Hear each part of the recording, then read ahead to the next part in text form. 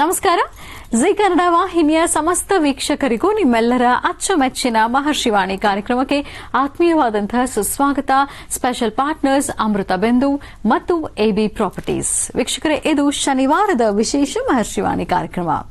ಕಳೆದ ಶನಿವಾರದ ಮಹರ್ಷಿವಾಣಿ ಕಾರ್ಯಕ್ರಮದಲ್ಲಿ ನಾವು ನೋಡಿದ್ವಿ ಡಾಕ್ಟರ್ ಮಹರ್ಷಿ ಆನಂದ್ ಗುರೂಜಿಯವರು ಇತ್ತೀಚೆಗಷ್ಟೇ ಶಿವಮೊಗ್ಗಕ್ಕೆ ತೆರಳಿದ್ರು. ಅಲ್ಲಿ ಇರುವಂತಹ ಕುಂಸಿಯ ಸೂರ್ಯಪುತ್ರ ನಗರದಲ್ಲಿ ಶ್ರೀ ಶನೈಶ್ಚರ ಸ್ವಾಮಿಯ 20ನೇ ವರ್ಷದ ಅದ್ದೂರಿ ವಾರ್ಷಿಕೋತ್ಸವ ಸಮಾರಂಭವನ್ನು ಬಹಳ ವಿಜೃಂಭಣೆಯಿಂದ ಅಚ್ಚುಕಟ್ಟಾಗಿ ಶಾಸ್ತ್ರೋಕ್ತವಾಗಿ ನೆರವೇರಿಸಲಾಯಿತು. ಶ್ರದ್ಧಾ ಭಕ್ತಿಯಿಂದ ಪಾಲ್ಗೊಂಡಿದ್ರು.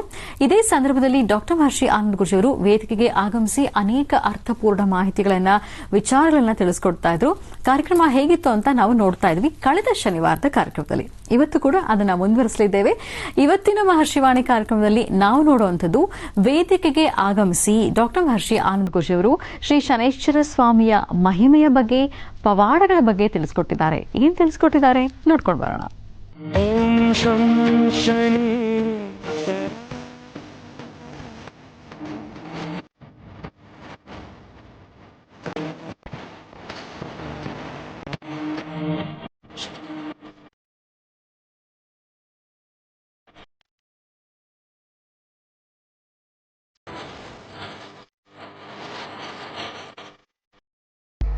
ಯಾವತ್ತು ಈ ಕಾವಿ ಧರಿಸಿರ್ತಕ್ಕಂತಹ ಯತಿಗಳನ್ನು ನೋಡಿದ್ರೆ ಒಂದು ಆನಂದ.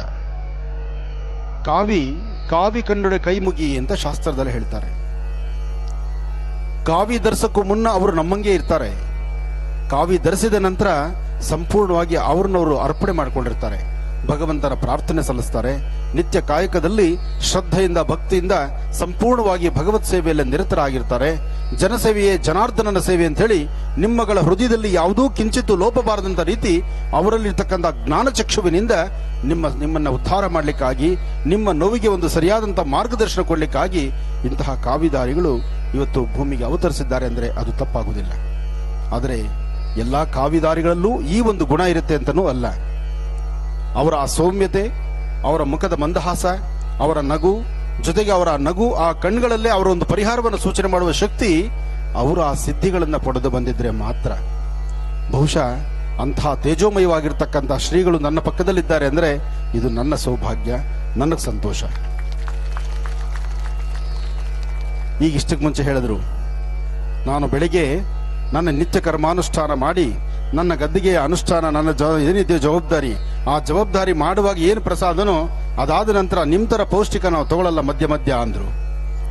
ಆನಂದ್ ಗುರೂಜಿಯವರು ಇಷ್ಟು ಜನ ಅಕ್ಕ ತಂಗಿರ ಮಧ್ಯದಲ್ಲಿ ಓಡಾಡುವಾಗ ಇಲ್ಲಿ ಎನರ್ಜಿ ಅನ್ನೋದು ಹೇಗೆ ಡೌನ್ ಆಗುತ್ತೋ ಪುನಃ ಹೇಗೆ ಅಪ್ ಆಗುತ್ತೋ ಅದನ್ನ ಅವರೇ ಹೇಳಿದ್ರು. ನನ್ನ ಕಾಯಕ ಬೇರೆ, ನಿಮ್ಮ ಕಾಯಕ ಬೇರೆ ಅಂತ. ಯಾಕೆಂದ್ರೆ ಅದು ಸತ್ಯನೇ. ನೀವು ನಂಬ್ತಿರೋ ಬಿಡ್ತಿರೋ. ನೀವು 9 ಗಂಟೆಗೆ ಇಲ್ಲಿ ಬಂದು ಕೂತ್ಕೊಂಡ್ರಿ. ನಾವು ಇವತ್ತು ದಿವಸ ನೆನೆ ರಾತ್ರಿ ದೂರದಿಂದ ಪ್ರಯಾಣ ಮಾಡಿಕೊಂಡು ಶಿವಮೊಗ್ಗಕ್ಕೆ ಬಂದ್ವಿ. ಬಂದಾದ ಮೇಲೆ ನಮ್ಮ ಅರುಣ್ ಅವ್ರು ಹೇಳಿದ್ರು, ಗುರುಗಳೇ ಬೆಳಗ್ಗೆ ಸರಿಯಾಗಿ ಏನೋ ಸ್ವಲ್ಪ ಹೊಟ್ಟೆ ಸರಿಯಾಗಿ ಬಾರಿಸ್ಕೊಂಡು ಹೋಗ್ಬಿಡೋಣ ಅಂದ್ರು. ಹೊಟ್ಟೆಗೆ ಬಾರಿಸೋದು ಬೇಡಪ್ಪ, ಅಲ್ಲಿ ಜಾಂಗ್ಟೆ ಬಾರಿಸ್ಬೇಕು. ಹೋಗ್ಬಿಟ್ಟು ನೋಡೋಣ ನಡಿ, ಫಸ್ಟ್ ಅಲ್ಲಿ ದೇವಸ್ಥಾನದಲ್ಲಿ ಒಂದು ಆರತಿ ಮಾಡಿ ದೇವ್ರಿಗೊಂದು ಸೇವೆ ಮಾಡಿ ಅನಂತರ ಏನಾದ್ರು ದೇವಸ್ಥಾನದಲ್ಲಿ ಪ್ರಸಾದ ಕೊಡ್ತಾರೆ, ಗಿರಿಸ್ವಾಮಿ ರೆಡಿ ಮಾಡಿರ್ತಾರೆ ಅಂತ ಇಲ್ಲಿಗೆ ಬಂದ್ವಿ. ಗಿರಿಸ್ವಾಮಿಯವರು ಬಂದ್ರು, ಜಾತ್ರೆ ಉತ್ಸವ ಮಾಡಿದಾಗ ಮಾಡಿದ್ರು, ಸೀದಾ ಕರ್ಕೊಂಡು ದೇವಸ್ಥಾನದೊಳಗೆ ಗರ್ಭಗುಡಿಗೆ ಹೊಟ್ಟೋಗ್ಬಿಟ್ರು. ಏನ್ ನನ್ನ ಕತೆ? ಅವ್ರ ಕತೆನೂ ಇಲ್ಲ, ವೇತನೂ ಇಲ್ಲ. ನಾನೇನಪ್ಪಾ ಅಂದ್ರೆ ಹೆಣ್ಮಕ್ಳು ಕಣ್ಣೀರು ಒರೆಸ್ತೀನಿ, ಬಂದವರಿಗೆ ಕುಡಿತ ಚಟ ಬಿಡಿಸ್ತೀನಿ ಅಂದ್ರು. ಕುಡಿತದ ಚಟವನ್ನ ಬಿಡಿಸಿ ಸಂಸಾರವನ್ನು ಉದ್ಧಾರ ಮಾಡಿ ಸದಾಕಾಲ ಪ್ರತಿಯೊಬ್ಬ ಹೆಣ್ಣುಮಗಳನ್ನು ಸಹಿತ ನಗನಗ್ತಾ ಇಡಿ. ಭಗವಂತನ ಹತ್ರ ಪ್ರಾರ್ಥನೆ ಮಾಡಿ, ಭಗವಂತ ಈ ಭಾಗದಲ್ಲಿ ಸಾಕಷ್ಟು ಜನ ಹೆಣ್ಣು ಮಕ್ಕಳು ನೊಂದು ಬೆಂದು ಬರ್ತಿದ್ದಾರಯ್ಯ. ಇಡೀ ರಾಜ್ಯದಲ್ಲಿದ್ದ ರಾಜ್ಯ, ಹೊರ ರಾಜ್ಯ, ದೇಶ ವಿದೇಶಗಳಲ್ಲೂ ಸಹಿತ ದೇವಸ್ಥಾನಗಳಿದೆ. ರಾಜ್ಯವನ್ನು ದಾಟಿ ಇನ್ನೊಂದು ರಾಜ್ಯದಲ್ಲಿರ್ತಕ್ಕಂಥ ದೇವಾಲಯಗಳಿಗೂ ನಾನು ದರ್ಶನಕ್ಕೆ ಕೊಟ್ಟಿದ್ದೇನೆ. ಆಗ್ಲೇ ಅಷ್ಟೇ ಹೇಳಿದ್ರು, ತಿರುನೆಲ್ಲಾರ ಕ್ಷೇತ್ರಕ್ಕೆ ಹೋಗಿದ್ದೀನಿ ಅಂತ ನಮ್ಮ ಭಾಸ್ಕರ್ ಅವರು ಹೇಳಿದ್ರು. ಆ ಕ್ಷೇತ್ರಕ್ಕೆ ನಾನು ದರ್ಶನಕ್ಕೆ ಹೋಗಿದ್ದೇನೆ. ನಾನೊಬ್ಬ ಅಲ್ಲಿ ತಿರುನೆಲ್ಲಾರ ಕ್ಷೇತ್ರಕ್ಕೂ ಹೋಗಿದ್ದೇನೆ, ಶನಿ ಶಂಗನಾಪುರಕ್ಕೂ ಹೋಗಿದ್ದೇನೆ, ಸಾಕಷ್ಟು ಶನೈಶ್ಚರ ಮಂದಿರಕ್ಕೆ ಹೋಗಿದ್ದೀನಿ. ನಾನು ಸಾಕಷ್ಟು ವರ್ಷ ಕಾಲ ಶನೈಶ್ಚರನ ಸೇವೆಯನ್ನು ಮಾಡಿದ್ದೇನೆ. ಆದರೆ ಒಂದೊಂದು ಕ್ಷೇತ್ರದಲ್ಲಿ ಒಂದೊಂದು ಅವತಾರಗಳಿದೆ, ಒಂದೊಂದು ಕ್ಷೇತ್ರದಲ್ಲಿ ಒಂದೊಂದು ಪವಾಡಗಳಿದೆ, ಒಂದೊಂದು ಕ್ಷೇತ್ರದಲ್ಲಿ ಒಂದೊಂದು ಕಾಯಕಕ್ಕೆ ತನ್ನದೇ ಆದಂತಹ ಪ್ರಾಶಸ್ತ್ಯತೆ ಇದೆ. ಅದಿರಬೇಕಾದ್ರೆ ಕಾರಣ ಏನಪ್ಪಾ ಅಂದ್ರೆ ಆ ಕ್ಷೇತ್ರದಲ್ಲಿ ನಾವು ಏನು ಅಳವಡಿಸ್ಕೊಳ್ತೀವಿ, ಏನನ್ನ ನೋಡ್ತೀವಿ, ಕ್ಷೇತ್ರದಲ್ಲಿರ್ತಕ್ಕಂತಹ ಒಳಗಿರುವ ಗರ್ಭಗುಡಿಯಲ್ಲಿ ಭಗವಂತನಿಗೆ ಆ ಶಕ್ತಿ ಬರಬೇಕಾದ್ರೆ ಯಾರ ಕಾರಣ? ಗಿರಿಸ್ವಾಮಿಯವರು ಉಪವಾಸದಿಂದ ಸೇವೆ ಮಾಡೋದ್ರಿಂದ ಬರುತ್ತಾ? ಅಥವಾ ನಿಮ್ಮೂರಿನ ಜನ, ಈ ಗ್ರಾಮಸ್ಥರು ಆಗಲೇ ಈ ಒಗ್ಗಟ್ಟಿನಲ್ಲಿ ಬಲ ಇದೆ ಅಂತ ಪ್ರದರ್ಶನ ಮಾಡಿದ್ರಲ್ಲ, ಒಬ್ಬೊಬ್ರು ತೋಳುಬಲವನ್ನು ಪ್ರದರ್ಶನ ಮಾಡಿದ್ರಲ್ಲ, ಹೇಗೆ ಇವತ್ತಿನ ಈ ಸುಂದರವಾದಂತ ಕಾರ್ಯಕ್ರಮ, ಈ ವೇದಿಕೆ ಇಷ್ಟು ಅಚ್ಚುಕಟ್ಟಾಗಿ ಬರಬೇಕಾದ್ರೆ ಗಿರಿಸ್ವಾಮಿಯವರು ಒಬ್ಬರಲ್ಲ ಅಂತ ಅವ್ರು ಹೇಳ್ಕೊಂಡ್ರು. ಅದು ಸಂತೋಷ. ಯಾಕೆಂದ್ರೆ ಇಷ್ಟು ಬೃಹತ್ ಮಟ್ಟದ ವೇದಿಕೆ, ಬೃಹತ್ ಮಟ್ಟದ ಕಾರ್ಯಕ್ರಮ ಆಗಬೇಕಾದ್ರೆ ಈ ಗ್ರಾಮದ ಗ್ರಾಮಸ್ಥರು, ಅವರು ಗಿರಿಸ್ವಾಮಿಯವರು ಹಿಂದೆ ಇರತಕ್ಕಂತ ಆ ಪಡೆ, ಆ ಕಮಿಟಿ, ಆ ವ್ಯವಸ್ಥಾಪನಾ ಸಮಿತಿ ಎಲ್ಲರೂ ಶ್ರಮವಹಿಸಿ ಮಾಡಿದ್ರಿಂದ ಇಷ್ಟು ಅಚ್ಚುಕಟ್ಟಾದಂತ ಕಾರ್ಯಕ್ರಮ. ಎಲ್ಲರೂ ನಮ್ಮ ದಿನದ 24 ಗಂಟೆ ನನ್ನ ಬದುಕು, ನಾನು ಹಾಕುವ ಕೆಲಸ, ನಾನು ಮಾಡುವ ವೃತ್ತಿ ಧರ್ಮ ಅಥವಾ ನನ್ನ ಹೆಜ್ಜೆ, ನನ್ನ ನೆರಳಿಗೆ ನಾನು ಅಂಜಬೇಕು. ಯಾರಿಗಂಜಿ ಪ್ರಯೋಜನ ಇದೆ? ನನ್ನ ನೆರಳಿಗೆ ನಾನು ಅಂಜಬೇಕು. ಯಾಕೆಂದ್ರೆ ನಾಳೆ ಬೆಳಿಗ್ಗೆ ಈ ನೆರಳಿರಬೇಕಾದ್ರೆ ಇವತ್ತು ನಾನು ತಗ್ಗಿ ಬಗ್ಗಿ ನಡೆದು ಸಂಸ್ಕಾರದ ಒಂದು ದಾರಿಯಲ್ಲಿ ನಡೆದಿದ್ರೆ ಮಾತ್ರ. ಆ ಸಂಸ್ಕಾರ ನನ್ನ ಹತ್ರ ಇಲ್ಲ ಅಂದ್ರೆ ನಾನು ಎಷ್ಟು ತಗ್ಗಿ ಬಡ್ಡಿ ನಡೆದ್ರು, ನಾನು ಯಾವ ರೀತಿ ಮಾತಾಡಿದ್ರು ಎಲ್ಲವೂ ವ್ಯತ್ಯಾಸ ಆಗುತ್ತೆ. ಅಂತಹದ್ರಲ್ಲಿ ಇವತ್ತು ಒಬ್ಬೊಬ್ರು ಸಹಿತ ನನಗೆ ಸಾಕಷ್ಟು ದಿನಗಳ ಹಿಂದೆ, ಅಂದ್ರೆ ಈ ಕೋವಿಡ್ ಪ್ರಾರಂಭ ಆದಾಗ ಈ ಜಾತ್ರೆ, ಜನ್ಮೋತ್ಸವ, ರಥೋತ್ಸವ ಇಡೀ ರಾಜ್ಯದ ಡಿಸ್ಟಿಕ್, ತಾಲೂಕು ಎಲ್ಲ ಕಡೆ ಸುತ್ತಕೊಂಡು ಬಂದೆ. ಕೋವಿಡ್ ಆದ್ಮೇಲೆ ಬಂದಂತಹ ಕಾರ್ಯಕ್ರಮಗಳಲ್ಲಿ ಇದು ಬಹುಶಃ ಇದು 3ನೇದೋ 4ನೇದೋ ಅಷ್ಟೇ. ಮೊನ್ನೆ ಅಷ್ಟೇ ಪರ್ಪಲಗಿರಿಗೆ ಹೋಗಿದ್ವಿ. ಇದರಲ್ಲಿ ಕಾರ್ಕಳದಲ್ಲಿ ಧರ್ಮ ಪ್ರಚಾರಕ್ಕಾಗಿ, ಧರ್ಮ ಸಂಘಟನೆಗಾಗಿ ಅನ್ಯ ಧರ್ಮೀಯರು ಮಾಡುತ್ತಿರತಕ್ಕಂತಹ ಒಂದು ದೊಡ್ಡದಾದಂತಹ ಒಂದು ಅಸಮಾಧಾನವನ್ನ ಅದನ್ನು ಸರಿತಿದ್ದಬೇಕು ಅಂತ ಹೇಳಿ ಕಾರ್ಕಳ ಪರ್ಪಲಗಿರಿಗೆ ಹೋಗಿದ್ವಿ. ಆ ಧರ್ಮ ರಕ್ಷಣೆಗಾಗಿ ಅಲ್ಲಿ ಏನು ನಾವು ಮಾತಾಡಿದ್ವಿ, ಏನ್ ನಡೆದಿತ್ತು, ಅಲ್ಲಿ ಇರ್ತಕ್ಕಂಥವ್ರು ಪ್ರತಿಯೊಬ್ಬರು ಸೇರಿ ಏನ್ ಕೈಗೂಡಿಸಿದ್ರು, ಒಂದು ಧರ್ಮ ಸಂರಕ್ಷಣೆಗಾಗಿ ನಡೆದಂತ ಆ ಕಾಯಕ. ಅದಾದ ಮೇಲೆ ಒಂದು ಮಟ್ಟದ ಜನಸಂಖ್ಯೆಯನ್ನ ವಿಶೇಷವಾದಂತ ರೀತಿ ಇನ್ನೊಂದಷ್ಟು ಜನಸಾಗರ ನೋಡಿದ್ದು ಅಂದ್ರೆ ಬಹುಶಃ ಈ ಗ್ರಾಮದಲ್ಲೇ. ಶ್ರೀ ಗುರುಭ್ಯೋ ನಮಃ. ಹರಿ ಓಂ. ಗಣಾನಾನ್ತ್ವ ಗಣಪತಿಗಂ ಭವಾಮಹೇ ಕವಿಂ ಕವೀನಾನ್ ಭವಶ್ರಮಸ್ತಮಂ ಜ್ಯೇಷ್ಠರಾಜಂ ಬ್ರಹ್ಮಣಾಂ ಬ್ರಹ್ಮಣಸ್ವಧಾನ ಶೃಣ್ವನ್ನೋತಪಸ್ಸೇದ ಸಾಧನಂ ಮಹಾಗಣಾಧಿಪತಯೇ ನಮಃ. ಓಂ ಭೂಃ ಗಣಪತಿಂ ಆವಾಹಯಾಮಿ, ಭುವಃ ಗಣಪತಿಂ ಆವಾಹಯಾಮಿ, ಸುವಃ ಗಣಪತಿಂ ಆವಾಹಯಾಮಿ, ಭೂರ್ಭುವಃ ಸ್ವಃ ಗಣಪತಿಂ ಆವಾಹಯಾಮಿ, ಸ್ಥಾಪಯಾಮಿ, ಪೂಜಯಾಮಿ. ಮನಸ್ಸಲ್ಲಿ ಗಣಪತಿಯನ್ನು ಪ್ರಾರ್ಥನೆ ಮಾಡಿಕೊಂಡು ನಿಮ್ಮ ಹೆಬ್ಬೆಟ್ಟು ಉಂಗುರದ ಬೆರಳ ಮಧ್ಯದಲ್ಲಿ ಹೂವು ಇಟ್ಕೊಂಡು ಅಲ್ಲೇ ನಿಮ್ಮ ದೀಪದ ಹತ್ರ ಹಾಕ್ಬಿಡಿ. ಆ ದೀಪಕ್ಕೆ ಒಮ್ಮೆ ನಮಸ್ಕಾರ ಮಾಡಿ. ನೀವು ಹಚ್ಚಿರುವ ದೀಪವೇ ಈಗಿರ್ತಕ್ಕಂಥ ಸಾನ್ನಿಧ್ಯದಲ್ಲಿರ್ತಕ್ಕಂಥ ದೇವತೆಗಳು. ದೀಪಕ್ಕೆ ನಮಸ್ಕಾರ ಮಾಡಿ ಒಮ್ಮೆ ನೀವು ಕೂತಿರ್ತಕ್ಕಂತಹ ಈ ನೆಲ, ಇಲ್ಲಿ ಕುಂಬೇಶ್ವರರ ಆಸ್ಥಾನ ಇದೆ. ಅಂದ್ರೆ ಈ ಒಂದು ಗ್ರಾಮಕ್ಕೆ ಪ್ರಧಾನ ದೇವತೆ ಕುಂಬೇಶ್ವರನ ಪ್ರಾರ್ಥನೆ ಆಗಬೇಕು. ನಮಸ್ತೆ ಅಸ್ತು ಭಗವನ್ ವಿಶ್ವೇಶ್ವರಾಯ ಮಹಾದೇವಾಯ ತ್ರಯಂಬಕಾಯ ತ್ರಿಪುರಾಂತಕಾಯ ತ್ರಿಕಾಗ್ನಿಕಾಲಾಯ ಕಾಲಾಗ್ನಿರುದ್ರಾಯ ನೀಲಕಂಠಾಯ ಮೃತ್ಯುಂಜಯಾಯ ಸರ್ವೇಶ್ವರಾಯ ಸದಾಶಿವಾಯ ಶ್ರೀಮನ್ಮಹಾದೇವಾಯ ನಮಃ.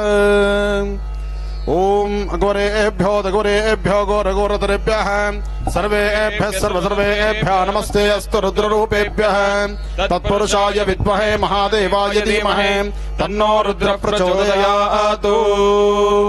ರುದ್ರದೇವರನ್ನ ಪ್ರಾರ್ಥನೆ ಮಾಡಿದ್ದಾಯಿತು. ಯಾಕೆಂದ್ರೆ ಮೊದಲು ಗ್ರಾಮ ದೇವತೆ. ಈ ಗ್ರಾಮದಲ್ಲಿ ಸ್ಥಳ ಪುರಾಣದಲ್ಲಿರ್ತಕ್ಕಂಥ ರೀತಿ ನಾವು ಎಲ್ಲಿದ್ದೀವಿ, ನಾವು ಹೇಗಿದ್ದೀವಿ, ನಾವು ಏನ್ ಮಾಡ್ತಿದ್ದೀವಿ ಅನ್ನೋದಕ್ಕಿಂತ ಮುನ್ನ ನಾವು ಇಲ್ಲಿ ಬಂದಾಗ ನಮ್ಮನ್ನು ಯಾರು ಸಂರಕ್ಷಣೆ ಮಾಡಿದ್ದಾರೆ ಅನ್ನೋದು ಬಹಳ ಮುಖ್ಯ. ಅದಕ್ಕಾಗಿ ಗ್ರಾಮ ದೇವತೆ ಕುಂಬೇಶ್ವರ ಆಯಿತು.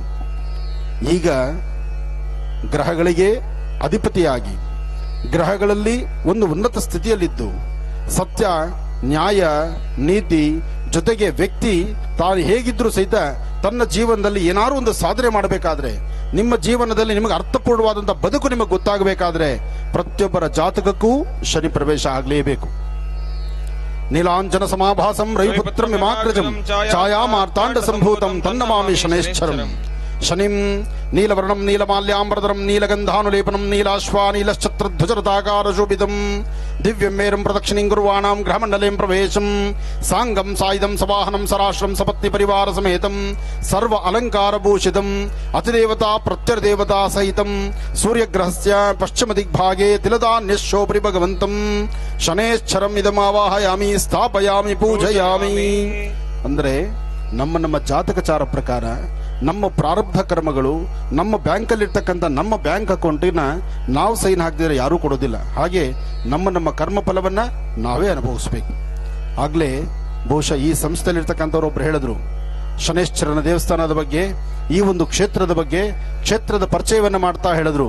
ಶನಿ ಬಹಳ ದೊಡ್ಡವನು ಅಂತ, ಶನಿ ದೊಡ್ಡವನು ಅಂತ ಹೇಳತಕ್ಕಂಥದನ್ನ ಹಿಂದೆ ರಾಜ ವಿಕ್ರಮಾರ್ಕನ ಕಾಲದಲ್ಲಿ ಎಲ್ಲರೂ ಚೆನ್ನಾಗಿ ಕಿವಿಗೊಟ್ಟು ಆಲಿಸಿ ಈ ವಿಚಾರವನ್ನು ತಿಳ್ಕೊಳ್ಳಿ. ಹಿಂದೆ ರಾಜ ವಿಕ್ರಮಾರ್ಕ ಎಂಬತಕ್ಕಂಥ ಒಬ್ಬ ರಾಜ ಇದ್ದ. ಆ ರಾಜ ತನ್ನ ರಾಜ್ಯದಲ್ಲಿರ್ತಕ್ಕಂಥ 9 ಜನ ಪಂಡಿತರನ್ನ ಕರೆಸಿದ. 9 ಜನ ಪಂಡಿತರನ್ನ ಕರೆಸಿ ಯಾರಿಗೆ ಇರ್ತಕ್ಕಂಥ ಈ 9 ಜನದಲ್ಲಿರ್ತಕ್ಕಂಥ ಪಂಡಿತರಲ್ಲಿರ್ತಕ್ಕಂಥ ವಿದ್ವತ್ತು ಮತ್ತು ಅವರನ್ನ ಕೇಳಿದ, ಯಾರ್ಯಾರು ದೊಡ್ಡವರಿದ್ದಾರೆ, ಯಾವ್ಯಾವ ಗ್ರಹಗಳಿದೆ, ಯಾವ ಗ್ರಹಗಳಿದ್ದಾಗ ಆಯಾ ಗ್ರಹಗಳು ಮಾಡತಕ್ಕಂಥ ಕೆಲಸವೇನು, ಯಾವ ಗ್ರಹಗಳಿಂದ ಏನಾಗಬಹುದು ಅಂತ ಹೇಳ್ತಕ್ಕಂಥದನ್ನ ಸವಿಸ್ತಾರವಾಗಿ ಆ ಪಂಡಿತೋತ್ತಮರನ್ನ ಕರೆಸಿ ರಾಜ ತನ್ನ ಸಭೆಯಲ್ಲಿ ಕೂಡಿಸ್ಕೊಂಡು ಕೇಳಿದ. ಒಬ್ಬ ವಯಸ್ಸಾಗಿರ್ತಕ್ಕಂಥ ವೃದ್ಧ ಇದ್ದ. ಸ್ವಾಮಿ, ಜಗತ್ತಿಗೆ ಬೆಳಕನ್ನು ಕೊಡ್ತಕ್ಕಂಥವನು, ಜಗತ್ತಿಗೆ ಬೆಳಕನ್ನು ಕೊಡ್ತಕ್ಕಂಥವನು, ಅಣುರೇಣ ತೃಣಕಾಷ್ಟವ ಸಹಿತ ಅವನ ಅಧೀನದಲ್ಲಿದೆ. ಬೆಳಿಗ್ಗೆ ಆತ ಬೆಳಕು ಕೊಡ್ಲಿಲ್ಲ ಅಂದ್ರೆ ನೀವು ಯಾರು ಇರಕ್ಕಾಗಲ್ಲ ಸ್ವಾಮಿ. ಜೊತೆಗೆ ಬೆಳೀತಕ್ಕಂತಹ ಪ್ರತಿಯೊಂದು ಬೆಳೆಗೂ ಸಹಿತ ಆತನ ಕಿರಣಗಳು ಬಿದ್ರೇನೆ ಅದು ಹಸನ್ಮುಖಿಯಾಗಿ ಬರ್ತಕ್ಕಂತಹದ್ದು. ವಸಂತ ಕಾಲದಲ್ಲಿ ಚಿಗುರೊಡಿಬೇಕಾದ್ರೂ ಆ ಸೂರ್ಯನ ಕಿರಣ ಬೇಕು, ಅದಕ್ಕಾಗಿ ಸೂರ್ಯನೇ ದೊಡ್ಡವನು ಅಂದ್ರು. ಮತ್ತೊಬ್ಬ ಆ ಮೂಲೆಯಲ್ಲಿ ಕೂತಿರ್ತಕ್ಕಂಥ ಇನ್ನೊಬ್ಬ ಪಂಡಿತರಿದ್ರು. ಸ್ವಾಮಿ, ಅದಲ್ಲ ಸ್ವಾಮಿ, ಮನಸ್ಸಿಗೆ ಪ್ರತಿಯೊಬ್ಬನಿಗೂ ಸಹಿತ ನೆಮ್ಮದಿ ಬೇಕು, ಸಂತೋಷ ಬೇಕು, ಹಸನ್ಮುಖಿತನ ಬೇಕು, ನಿಮ್ಮ ನಗಬೇಕು ಸ್ವಾಮಿ. ನೀವು ನಗನಗ್ತಾ ಇರಬೇಕಾದ್ರೆ ನಿಮ್ಮ ಜಾತಕಕ್ಕೆ ಚಂದ್ರನೇ ದೊಡ್ಡವನು ಸ್ವಾಮಿ ಎಂದ್ರು. ಆಯ್ತು, ಸಂತೋಷ, ಕೂತ್ಕೊಳ್ಳಿ ನೋಡೋಣ. ಇನ್ನೊಬ್ಬ ಅಂದ, ಸ್ವಾಮಿ, ಚಂದ್ರ ಸರಿ, ಸೂರ್ಯ ಸರಿ, ಎದ್ದು ಓಡಾಡಬೇಕಾದ್ರೆ ನರಗಳಲ್ಲಿ ಶಕ್ತಿ ಬೇಕಲ್ಲ, ನಿಮ್ಮ ನರಮಂಡಲಿಗೆ ಶಕ್ತಿ ಬೇಕಲ್ಲ ಸ್ವಾಮಿ. ಆ ನರಗಳಲ್ಲಿ ಚೈತನ್ಯ ಕೊಡ್ತಕ್ಕಂಥವನು ಅಂಗಾರಕ ಸ್ವಾಮಿ. ಸಂತೋಷ, ಕೂತ್ಕೊಳ್ಳಿ. ಸ್ವಾಮಿ, ಇದೆಲ್ಲ ಕೇಳಿದ್ರಿ, ಈಗ ನಾನು ಹೇಳದನ್ನು ಕೇಳಿಸ್ಕೋಬೇಕು ನೀವು. ಏನಪ್ಪ ಸ್ವಾಮಿ, ನೀವು ನನ್ನ ಪ್ರಶ್ನೆ ಕೇಳ್ತಿದ್ರಲ್ಲ, ಈ ಪ್ರಶ್ನೆ, ಈ ಜ್ಞಾನ, ಒಳ್ಳೇದು ಕೆಟ್ಟದ್ದು, ಬೇಕು ಬೇಡ, ಆಸೆ ಆಕಾಂಕ್ಷೆ, ಇದೆಲ್ಲ ಕೊಡೋನು ಬುಧ ಸ್ವಾಮಿ. ನೀವು ನಿಂತಿರ್ತಕ್ಕಂಥ ನೆಲ ಬುಧನ ಅನುಗ್ರಹ ಸ್ವಾಮಿ. ಹೌದಾ? ಸಂತೋಷ, ಕೂತ್ಕೋ. ಸ್ವಾಮಿ, ಇದೆಲ್ಲ ಆಯ್ತು, ನೀವಿಷ್ಟು ಹಸನ್ಮುಖಿಯಾಗಿ ನಗ್ತಿದ್ದೀರಲ್ಲ, ರಾಜ್ಯವನ್ನ ನಡೆಸ್ತಿದ್ದೀರಲ್ಲ, ರಾಜ್ಯದ ಸಂರಕ್ಷಣೆ ಮಾಡ್ತಿದ್ದೀರಲ್ಲ, ಆಗು ಹೋಗುಗಳ ಬಗ್ಗೆ ಆಲೋಚನೆ ಮಾಡ್ತಿದ್ದೀರಲ್ಲ, ಇದಕ್ಕೆಲ್ಲ ಕಾರಣ ಗುರುಸ್ವಾಮಿ. ಒಬ್ಬ ಗುರು ಇದ್ರೆ ಮಾತ್ರ ಸ್ವಾಮಿ ನಿಮ್ಮ ಗುರಿ ಸಾಧನೆ ಮಾಡ್ಲಿಕ್ಕೆ ಆಗುವಂಥದ್ದು. ಅಂತಹ ಗುರುವಿನ ಅನುಗ್ರಹ ಇದ್ರೆ ಮಾತ್ರ ಸಾಧ್ಯ. ಆ ಗುರುನೇ ದೊಡ್ಡವನ್ ಸ್ವಾಮಿ. ಅಷ್ಟು ದೂರದಲ್ಲೊಬ್ಬ ಕೂತಿದ್ದ. ಆತ ಪಂಡಿತ ಹೇಳಿದ, ಸ್ವಾಮಿ, ಇದೆಲ್ಲ ಸರಿ, ನನ್ನ ಸುತ್ತಮುತ್ತಿರ್ತಕ್ಕಂಥ ಎಲ್ಲಾ ಪಂಡಿತ ಪಾಮರೋತ್ತಮರು ಒಳ್ಳೆದ್ದು ಸರಿಯೇ, ಆದ್ರೆ ನಿಮ್ಮ ಆ ಕಿರೀಟ ಹಾಕೊಂಡು, ಆ ವಸ್ತ್ರವನ್ನು ತಟ್ಕೊಂಡು, ಇಷ್ಟು ಲಕ್ಷಣವಾಗಿ ಗಡ್ಡ ಬಿಟ್ಕೊಂಡು, ಈ ತರ ರುದ್ರಾಕ್ಷಿ ಸರಗಳು ಹಾಕೊಂಡು, ಈ ಮುಖದ ವರ್ಚಸ್ಸು ನೋಡ್ಲಿಕ್ಕೆ ಎಷ್ಟು ಆನಂದವಾಗಿದೆಯಲ್ಲ, ಈ ವರ್ಚಸ್ಸು ಯಾರು ಗೊತ್ತಾ ಕೊಡೋದು? ಅದು ಶುಕ್ರ ಸ್ವಾಮಿ ಎಂದ. ಒಂದು ಹೆಣ್ಣಿಗಾಗ್ಲಿ, ಒಂದು ಗಂಡಿಗಾಗ್ಲಿ, ಒಬ್ಬ ಸಾಧು ಸಂತರಿಗಾಗ್ಲಿ, ಯಾರನ್ನಾದ್ರೂ ಒಬ್ಬರನ್ನ ನೋಡಿದ್ರೆ ನೋಡ್ಲೇಬೇಕು. ಇನ್ನೊಂದ್ಸತಿ ನೀವು ನೋಡಿ, ಯಾರನ್ನಾದ್ರೂ ನೋಡಿಬಿಟ್ರೆ ಒಂದ್ಸತಿ ನೋಡಿದ ತಕ್ಷಣ ಇನ್ನೊಂದ್ಸತಿ ಕಣ್ಣು ಗೊತ್ತಿಲ್ದಂಗೆ ಆ ಕಡೆ ಹೋಗ್ಬಿಡುತ್ತೆ. ಯಾಕೆ ಹೋಗುತ್ತೆ? ನಿಮ್ಮ ಜಾತಕದಲ್ಲಿ ಶುಕ್ರ ಆ ಸ್ಥಾನದಲ್ಲಿರಬೇಕು. ಜೊತೆಗೆ ಇನ್ನೊಂದು ಹೆಜ್ಜೆ ಮುಂದಿಟ್ರೆ ಈ ಕ್ಯಾಮ್ರಾಗಳ ಮುಂದೆ 24 ಗಂಟೆ ಕಾಣಿಸಬೇಕಾದ್ರೂ ಅವರ ಜಾತಕದಲ್ಲಿ ಶುಕ್ರ ಪ್ರಬಲ ಅಂತ ನನಗೆ ಗೊತ್ತಿಲ್ಲ, ಸ್ವಾಮಿಗಳು ಹೇಳಿದ್ದು. ಇಂತಹ ಸ್ವಾಮಿಗಳೇ ಅಲ್ಲಿ ಕೂತು ಹೇಳಿದ್ದವತ್ತು. ಯಾಕೆಂದ್ರೆ ನಿಮ್ಮ ಮುಖದ ವರ್ಚಸ್ಸು, ತೇಜಸ್ಸು, ನಿಮ್ಮಲ್ಲಿರ್ತಕ್ಕಂಥ ಒಂದು ವಿಶೇಷತೆ ಗೊತ್ತಾಗಬೇಕಾದ್ರೆ ಜಾತಕಕ್ಕೆ ಶುಕ್ರ ಪ್ರಬಲ ಸ್ವಾಮಿ ಅಂತ ಹೇಳಿದ್ರು. ಇದೆಲ್ಲ ಆಯ್ತು. ಹಣ್ಣನ್ನು ಮುದುಕ ಸುಮಾರು 100 ವರ್ಷ ದಾಟಿರಬಹುದು ನಮ್ಮ ಸಿದ್ಧಗಂಗಾ ಶ್ರೀಗಳ ತರ. ಅಷ್ಟು ದೂರದಲ್ಲಿ ಕೂತ್ಕೊಂಡು ಹಣ್ಣಣ್ಣ ಮುದುಕ, ಅಯ್ಯ ರಾಜೇಂದ್ರನೇ, ಈಗ ನಾನು ಹೇಳುವಂತಹ ಮಾತನ್ನು ಆಲಿಸು. ಈಗ ನಾನು ಹೇಳುವ ಮಾತನ್ನು ನೀನು ಸರಿಯಾಗಿ ಆಲಿಸ್ತೀರಾ? ನೀನೇನಾದ್ರೂ ಮಧಾಂಧನಾಗಿ ನನ್ನ ಮಾತನ್ನು ಆಲಿಸ್ತೀರಾ? ನನ್ನ ಮಾತು ಮಾತಾಡುವ ಕಾಲದಲ್ಲಿ ನಿನ್ನ ದೃಷ್ಟಿ ಮತ್ತೊಂದು ಕಡೆ ಇದೆ ಅಂದ್ರೆ ಆತನ ದೃಷ್ಟಿಗೆ ನೀನು ಗುರಿಯಾಗ್ಬಿಡ್ತೀಯ. ಆತನ ದೃಷ್ಟಿಗೆ ನೀನು ಗುರಿಯಾಗ್ತೀಯ ಅಂದಾಗ ಪ್ರತಿಯೊಬ್ಬರ ನರನಾಡಿಗಳಲ್ಲೂ, ವೇದಿಕೆ ಮೇಲೆ ಇರ್ತಕ್ಕಂಥವ್ರು, ಸುತ್ತಮುತ್ತಿರ್ತಕ್ಕಂಥವ್ರು, ಅಲ್ಲಿರ್ತಕ್ಕಂಥ ಪಂಡಿತ ಪಾಮರೋತ್ತಮರು ಪ್ರತಿಯೊಬ್ಬರ ನರನಾಡಿಗಳಲ್ಲೂ, ರೋಮಗಳಲ್ಲೂ ಸಹಿತ ಒಂದು ಅಂಜಿಕೆ ಶುರುವಾಯಿತು. ಆಗ ಯೋಚನೆ ಮಾಡಿದ್ರು, ಯಾರಿರ್ಬೋದೀತ? ತಂಡಲರಾಗಿ ಪ್ರಚಂಡನಾಗಿ ಕಾಳ ಭೈರವನ ಪ್ರಿಯಭಕ್ತನಾಗಿರ್ತಕ್ಕಂಥ ಶನೇಶ್ವರ ಅಂದ್ರು. ಆ ಶನೇಶ್ವರ ಅಂದ ತಕ್ಷಣ 1 ಸೆಕೆಂಡ್ ರಾಜ ಹಾಗೆಯೇ ಮೈಮರ್ತ. ಆದರೂ ರಾಜನಿಗೆ ಆಗ್ಲೇ ತನ್ನ ಜಾತಕದಲ್ಲಿ ಸ್ವಾಮಿ ಪ್ರವೇಶ ಮಾಡ್ತಾ ಇದ್ದ. ಆ ಪ್ರವೇಶ ಮಾಡುವ ಕಾಲ ತನ್ನ ಮನಸ್ಥಿತಿ ಹೇಗಾಗ್ಬಿಟ್ಟಿತ್ತು ಅಂದ್ರೆ, ಏನಿರಬಹುದು? ತಂದೆ, ತಾಯಿ, ಗುರು, ಹಿರಿಯರು, ದೊಡ್ಡವರು, ಚಿಕ್ಕವರು, ಶಿವ, ಯಾರನ್ನೂ ಬಿಡದಿರ ಕಾಡಿಸುವಂತಹವನು ಆತ ಎಂಥ ದೇವರಪ್ಪ. ಯಾಕೆಂದ್ರೆ ಹಾಗೆ ಮನುಷ್ಯನಿಗೆ ಮಿತಿ ಮೀರಿಬಿಟ್ರೆ, ಆತ ಪ್ರವೇಶ ಮಾಡಿಬಿಟ್ರೆ ನಾಲಿಗೆ ಗೊತ್ತಿಲ್ಲದಂಗೆ ಪದ ಹಾಡುತ್ತಂತೆ. ಆ ಪದ ಹಾಡಿಸ್ದ ಆತ ಭಗವಂತ. ಪದ ಹಾಡಿಸ್ದ. ನಡೆದಂತಹದ್ದನ್ನ ರಾಜನ ಬಾಯಲ್ಲಿ ದುರಾಂಕಾರವಾಗಿ ಮದಾಂಧನಾಗಿ ಮಾತಾಡ್ದ. ಆದರೂ ಸಹಿತ ವಯಸ್ಸಾಗಿರ್ತಕ್ಕಂಥ ವೃದ್ಧನ್ನ ಕೂತ್ಕೊಳ್ಳಿ ಸಾಕು, ತಂದೆ ತಾಯಿ ಬೆಲೆ ಕೊಡದಿರತಕ್ಕಂಥವನು, ಎಲ್ಲರ ಜಾತಕಕ್ಕೂ ಪ್ರವೇಶ ಮಾಡ್ತಕ್ಕಂಥವನು, ಎಲ್ಲರನ್ನು ಅಯ್ಯೋ ಅನ್ಸಕ್ಕಂಥವನು ಆತ ದೊಡ್ಡವನ ಅಂತಂದ. ಆತ ಮೊದಲೇ ಹೇಳಿದ್ದ ವಯಸ್ಸಾದಂಥ ವೃದ್ಧ, ಸ್ವಾಮಿ ಅಪ್ಪಿ ತಪ್ಪಿಯೂ ಸಹಿತ ನೀವು ಆತನ ನೋಡಬೇಕಾದ್ರೆ, ಮಾತಾಡಬೇಕಾದ್ರೆ ಆತನ ಬಗ್ಗೆ ತಿಳ್ಕೊಳ್ತೀರಾ, ಸರಿಯಾದ ಕ್ರಮವನ್ನು ನೀವು ಆಲೋಚನೆ ಮಾಡಿದಿರ ಮಾತಾಡಿದ್ರೆ ನೀವು ಶಿಕ್ಷೆಗೆ ಗುರಿ ಆಗ್ತೀರಿ ಎಂದ. ಅದಾದ ಮೇಲೆ ಇನ್ನಿಬ್ಬರಿರ್ತಕ್ಕಂಥವ್ರು, ಇಬ್ಬರಿದ್ರು ಸ್ವಾಮಿಗಳು. ಒಬ್ಬರಂದ್ರು, ಸ್ವಾಮಿ ನೀವು ನಡಿಬೇಕಾದ್ರೆ ನಿಮ್ಮ ಮೊಣಕೈ, ಮೊಣಕಾಲು, ಈ ಪಾದಗಳು ಇದೆಲ್ಲವೂ ಸಹಿತ ರಾಹು ಕೇತುಗಳಿಗೆ ಸಂಬಂಧಪಡುತ್ತೆ ಸ್ವಾಮಿ. ನಿಮ್ಮ ಹಿಂಬಡಿ ಸರಿಯಾಗಿ ಕಾಲು ತೊಳೆದಿಲ್ಲ ಅಂದ್ರೆ ಬಂದು ರಾಹು ಅಟಕಾಯಿಸಿಕೊಳ್ಳುತ್ತೆ ಸ್ವಾಮಿ ಎಂದ್ರು. ಇರ್ಲಿ, ಈಗ ಬಂದಿರತಕ್ಕಂತಹದ್ದು ನನ್ನ ಗಮನದಲ್ಲಿರ್ತಕ್ಕಂಥದ್ದು, ನನಗೆ ಏನೋ ಒಂದು ಮನಸ್ಸಲ್ಲಿ ಒಂದು ಕುತೂಹಲ ಇರತಕ್ಕಂಥದ್ದು, ಜೊತೆಗೆ ನನ್ನ ಮನಸ್ಸಲ್ಲಿ ಇರ್ತಕ್ಕಂತಹ ಮನಸ್ಥಿತಿಗೆ ಸಕ್ಕನಾದಂತಹ ಉತ್ತರ ಬೇಕಾಗಿದೆ. ಆ ಉತ್ತರ ಸಿಗುವವರೆಗೂ ನಾನು ಸುಮ್ಮನಿರುವನಲ್ಲ ಅಂತ ಹೇಳಿ ರಾಜ ಎದ್ದು ನಿಂತು ಸಭೆಯನ್ನು ನಿರ್ಗಮಿಸಿ ಮುಂದೆ ನಡೆದ. ಹಾಗೆ ರಾಜ 4 ದಿನ ಆದಮೇಲೆ ತನ್ನ ರಾಜ್ಯದಿಂದ ಹೊರಗಡೆ ಬಂದು ನಿಲ್ತಾನೆ. ಹೊರಗಡೆ ಬಂದು ನಿಂತರೆ ಒಂದು ಅಜಾನಬಾಹುವಾಗಿರ್ತಕ್ಕಂಥ ಶ್ವೇತವರ್ಣವಾದಂಥ ವಿಶೇಷವಾಗಿರ್ತಕ್ಕಂಥ ಒಂದು ಅಶ್ವವನ್ನ ನೋಡ್ಕೊಳ್ತಕ್ಕಂಥ ಒಬ್ಬ ವ್ಯಕ್ತಿ, ಒಂದು ಕುದುರೆನ ಕಾಯತಕ್ಕಂಥ ಒಬ್ಬ ವ್ಯಕ್ತಿ, ಇಬ್ರು ಸಹಿತ ಆ ಕಡೆ ಮಾರ್ಗದಲ್ಲಿ ನಡೀತಾ ಬಂದರು. ರಾಜನಿಗೆ ಆ ಕುದುರೆ ಮೇಲೆ ವ್ಯಾಮೋಹ ಆಯಿತು. ಅಬ್ಬಾ, ಎಷ್ಟು ಸುಂದರವಾಗಿದೆ ಕುದುರೆ, ಎಷ್ಟು ಅಚ್ಚುಕಟ್ಟಾಗಿದೆ, ಎಷ್ಟು ದಷ್ಟಪುಷ್ಟವಾಗಿದೆ, ಎಷ್ಟು ಸೌಂದರ್ಯಭರಿತವಾಗಿದೆ. ಆ ಶ್ವೇತವರ್ಣ ನೋಡ್ತಾ ಇದ್ರೆ ಕಣ್ಣು ಕುಕ್ಕುತ್ತಲ್ಲ. ಈ ಕುದುರೆನ ನನ್ನ ರಾಜ್ಯಕ್ಕೆ ತೆಗೆದುಕೊಳ್ಳಬೇಕು, ಆ ಕುದುರೆ ಮೇಲೆ ನಾನು ಪ್ರಯಾಣ ಬೆಳೆಸಬೇಕು ಎಂಬತಕ್ಕಂಥ ಹುಚ್ಚು ಕುದುರೆಯನ್ನು ಹತ್ತಲಿಕ್ಕೆ ಬೇಕಾಗಿರ್ತಕ್ಕಂಥ ಮನಸ್ಸನ್ನು ಮಾಡಿದ ರಾಜ. ಬಹುಶಃ ಈ ಕತೆ ನೀವೆಲ್ಲರೂ ಕೇಳಿದ್ದೀರಿ ಅಂತ ಕಾಣಿಸುತ್ತೆ. ಆದರೂ ಚಿಕ್ಕದಾಗಿ ಚುಟುಕಾಗಿ ಹೇಳಿಬಿಡ್ತೀನಿ, ಪ್ರಾರಂಭವಾದಂತಹ ಕತೆ ನಿಲ್ಲಬಾರದು. ಹಾಗೆ ಕುದುರೆ ಬಂತು. ಕುದುರೆ ಬೇಡ ಅಂದ್ರೂ ಸಹಿತ ಆ ಕುದುರೆ ಮಾರ್ತಕ್ಕಂಥವನು ಸಹಿತ ಹೇಳಿದ, ಸ್ವಾಮಿ ಇದು ಹಣಕ್ಕಾಗಿ ಮಾರುವ ಕುದುರೆಯಲ್ಲ, ವಿಶ್ವಾಸಕ್ಕಾಗಿ ಕೊಡುವ ಕುದುರೆ. ಆದರೂ ನೀವು ಬಹಳಷ್ಟು ಗಟ್ಟಿಯಾದಂತಹ ಗಟ್ಟಿ ಧ್ವನಿಯಲ್ಲಿ ಕೇಳ್ತಿದ್ದೀರಿ, ಆದರೆ ನಿಮ್ಮ ಮುಂದೆ ನಾನು ಏನು ಹೇಳಲಿಕ್ಕೆ ಆಗದಂತ ರೀತಿಯಲ್ಲಿದ್ದೀನಿ, ಕೈಕಟ್ಟಿ ನಿಂತಿದ್ದೇನೆ. ನನ್ನ ಕುದುರೆ ಮೇಲೆ ಸವಾರಿ ಮಾಡುವಂತಹ ಒಂದು ಮನಸ್ಸು ನಿಮಗಿದ್ರೆ ಮಾಡಿ ಸವಾರಿನಾ ಅಂದ. ಒಮ್ಮೆ ಕುದುರೆಯ ಮೇಲೆ ಕೂತ್ಕೊಂಡು ಹೇ ಎಂದು ಹೇಳಿದ ತಕ್ಷಣ ಕುದುರೆ ಹಾರತಂತೆ ಗಗನಕ್ಕೆ. ಒಮ್ಮೆ ಕುದುರೆ ಮೇಲೆ ಕೂತು ಹೇ ಎಂಬತಕ್ಕಂತಹ ಒಂದು ಧ್ವನಿಯನ್ನಂದು ತನ್ನ ಪಾದಗಳನ್ನು ಸ್ವಲ್ಪ ಕುದುರೆಯ ಮೈ ಟಚ್ ಮಾಡಿದ ತಕ್ಷಣ ಹಾರಿತಂತೆ ಗಗನಕ್ಕೆ ಆ ವಿಶೇಷವಾಗಿರ್ತಕ್ಕಂಥ ಶ್ವೇತ ಕುದುರೆ. ಕುದುರೆ ಹಾರ್ತು ದಟ್ಟವಾದಂತಹ ಅರಣ್ಯದಲ್ಲಿ ಹೋಗಿ ಬಿತ್ತು. ಕುದುರೆ ಹಾರ್ತು ದಟ್ಟವಾದಂತಹ ಅರಣ್ಯದಲ್ಲಿ ಬಿತ್ತು. ಅಲ್ಲಿಗೆ ಶುರುವಾಯಿತು ಒಳಗಿರುವಂತಹ ಭಗವಂತನ 7 ವರ್ಷಗಳ ಕಾಲ ಶನಿಕಾಟ. ನೋಡಿ, ರಾಜ್ಯವನ್ನ ಸುಧಾರಣೆ ಮಾಡಿಕೊಂಡು ರಾಜ್ಯವನ್ನ ಸಮೃದ್ಧಿಯಾಗಿ ನಡೆಸಬೇಕಾಗಿರ್ತಕ್ಕಂಥ ವ್ಯಕ್ತಿ ಆತನ ಜಾತಕದಲ್ಲಿ ಹೇಗೆ ಭಗವಂತ ಪ್ರವೇಶ ಮಾಡಿದ, ಹತ್ತದ ಒಂದು ಒಳ್ಳೆ ಕುದುರೆಯನ್ನ, ಜಾರಿ ಬಿದ್ದ ಅರಣ್ಯದಲ್ಲಿ. ಅದಾದ ಮುಂದಿನ ಪರಿಕ್ರಮಗಳು ಸಾಕಷ್ಟು ಆಯಿತು. ಮುಂಬರ್ತಕ್ಕಂಥ ಸಮಯ ಸಿಕ್ಕಿದ್ರೆ ನನ್ನ ನೇರ ಪ್ರಸಾರದಲ್ಲಿ ಮಹರ್ಷಿವಾಣಿ ಕಾರ್ಯಕ್ರಮದಲ್ಲಿ ಈ ಶನಿ ಪ್ರಭಾವದ ಕಥೆಯನ್ನ ನಾನು ದಿನಕ್ಕೊಂದರಂತೆ ಒಂದಿಷ್ಟು ಭಾಗ ಹೇಳ್ತಾ ಹೋಗ್ತೇನೆ. ಆತನ ಕಥಾಶ್ರವಣವನ್ನು ಮಾಡಬೇಕಾದ್ರೂ ನನಗೂ ಬಹಳ ಸಂತೋಷವೇ. ಯಾಕೆಂದ್ರೆ ಆತನ ಮುಂದೆ ಯಾರಾದರೂ ಮಂಡಿ ಊರಲೇಬೇಕು.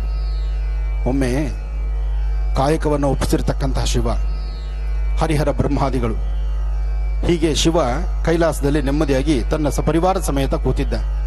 ಪಾರ್ವತಿ, ಗಂಗೆ ಎಲ್ಲರೂ ಇದ್ರು, ಮಕ್ಕಳು ಮರಿ ಎಲ್ಲರೂ ಸೇರಿಕೊಂಡಿದ್ರು, ನಂದಿ ಭೃಂಗಿ ಎಲ್ಲರೂ ಇದ್ರು. ಇದು ನನಗಿನ್ನ ಶ್ರೀಗಳಿಗೆ ಚೆನ್ನಾಗಿ ಹೇಳ್ತಾರೆ ಅವರೇ ಕಥೆನ, ಆದ್ರೆ ಅವ್ರಿಗೆ ಮೈ ಕೊಟ್ಬಿಟ್ರೆ ನಂಗೆ ಕೊಡಲ್ಲ ವಾಪಸ್ ಅವರು, ಅದಕ್ಕೆ ನಾನೇ ಹೇಳ್ತೇನೆ.